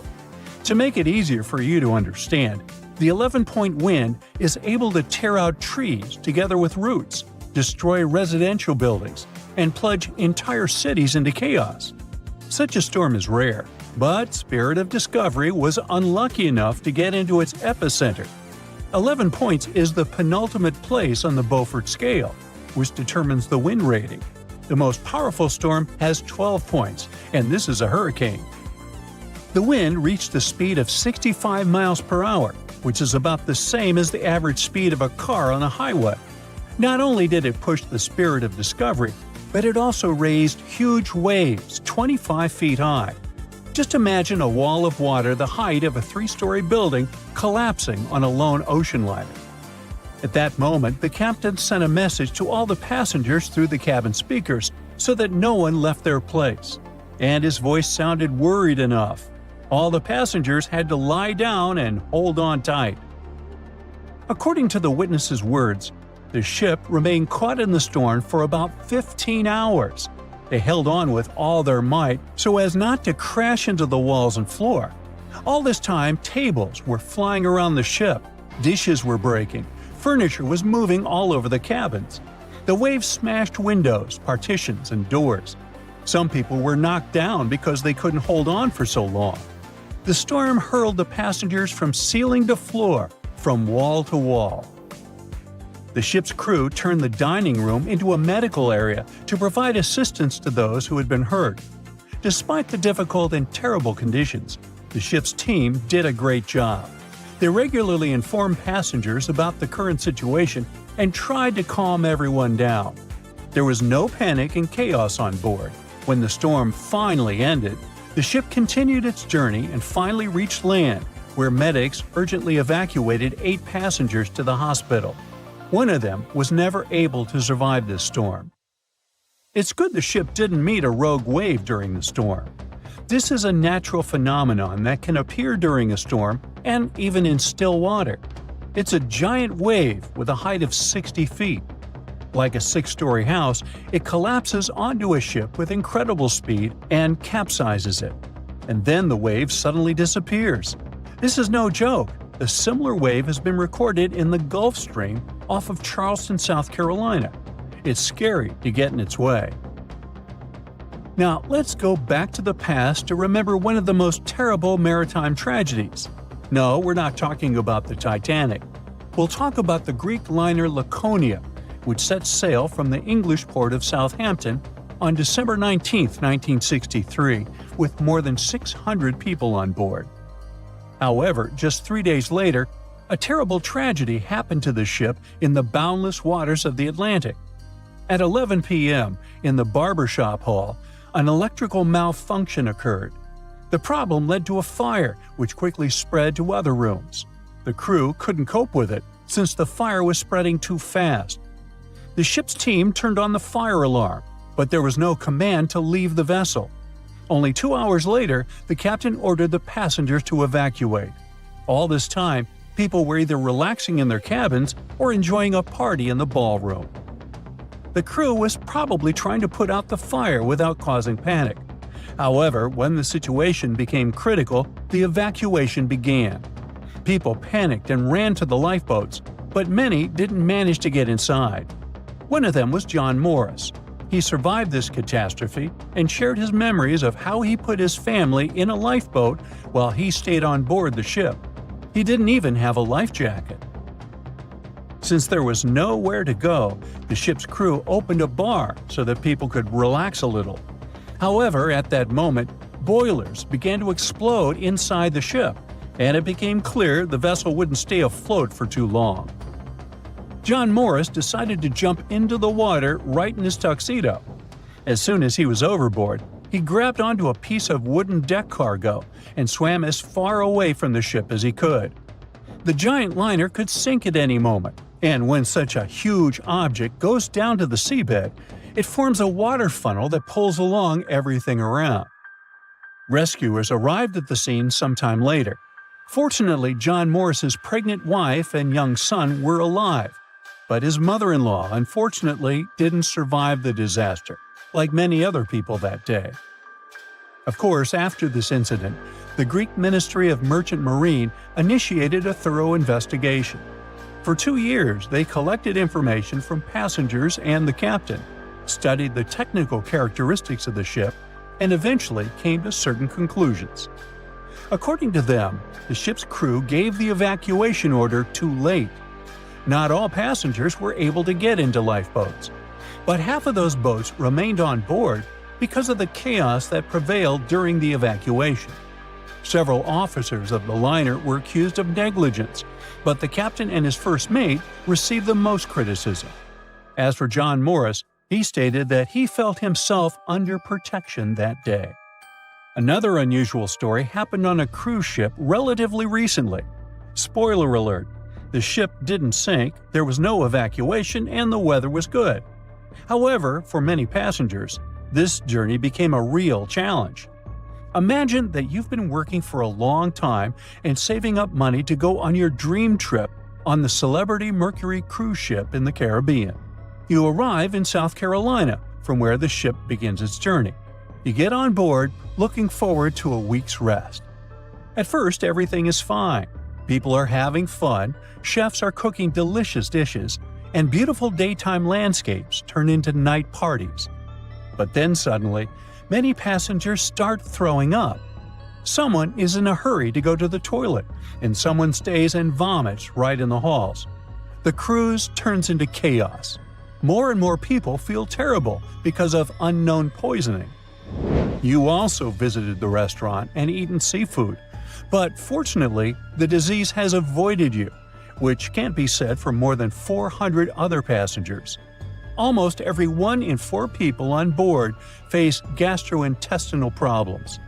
There were almost 2,000 people, and a quarter of them are in bad condition. Crew members do endless cleaning. They wash the deck, give people nausea pills, and ask them not to leave the cabin till the illness passes. The captain sends several samples ashore to determine what caused the poisoning. Unfortunately, the cruise is already ruined, and all the passengers have unpleasant memories. So the company organizing the trip issues certificates that can be used on future cruises. It's not the most pleasant experience, but it's still better than nothing. Now, imagine if, instead of just feeling sick, people got infected with some kind of bacterium that would turn them into zombies. It would be much more exciting and scary. Now, do you think you could survive on such a ship full of zombies? And how would you do that?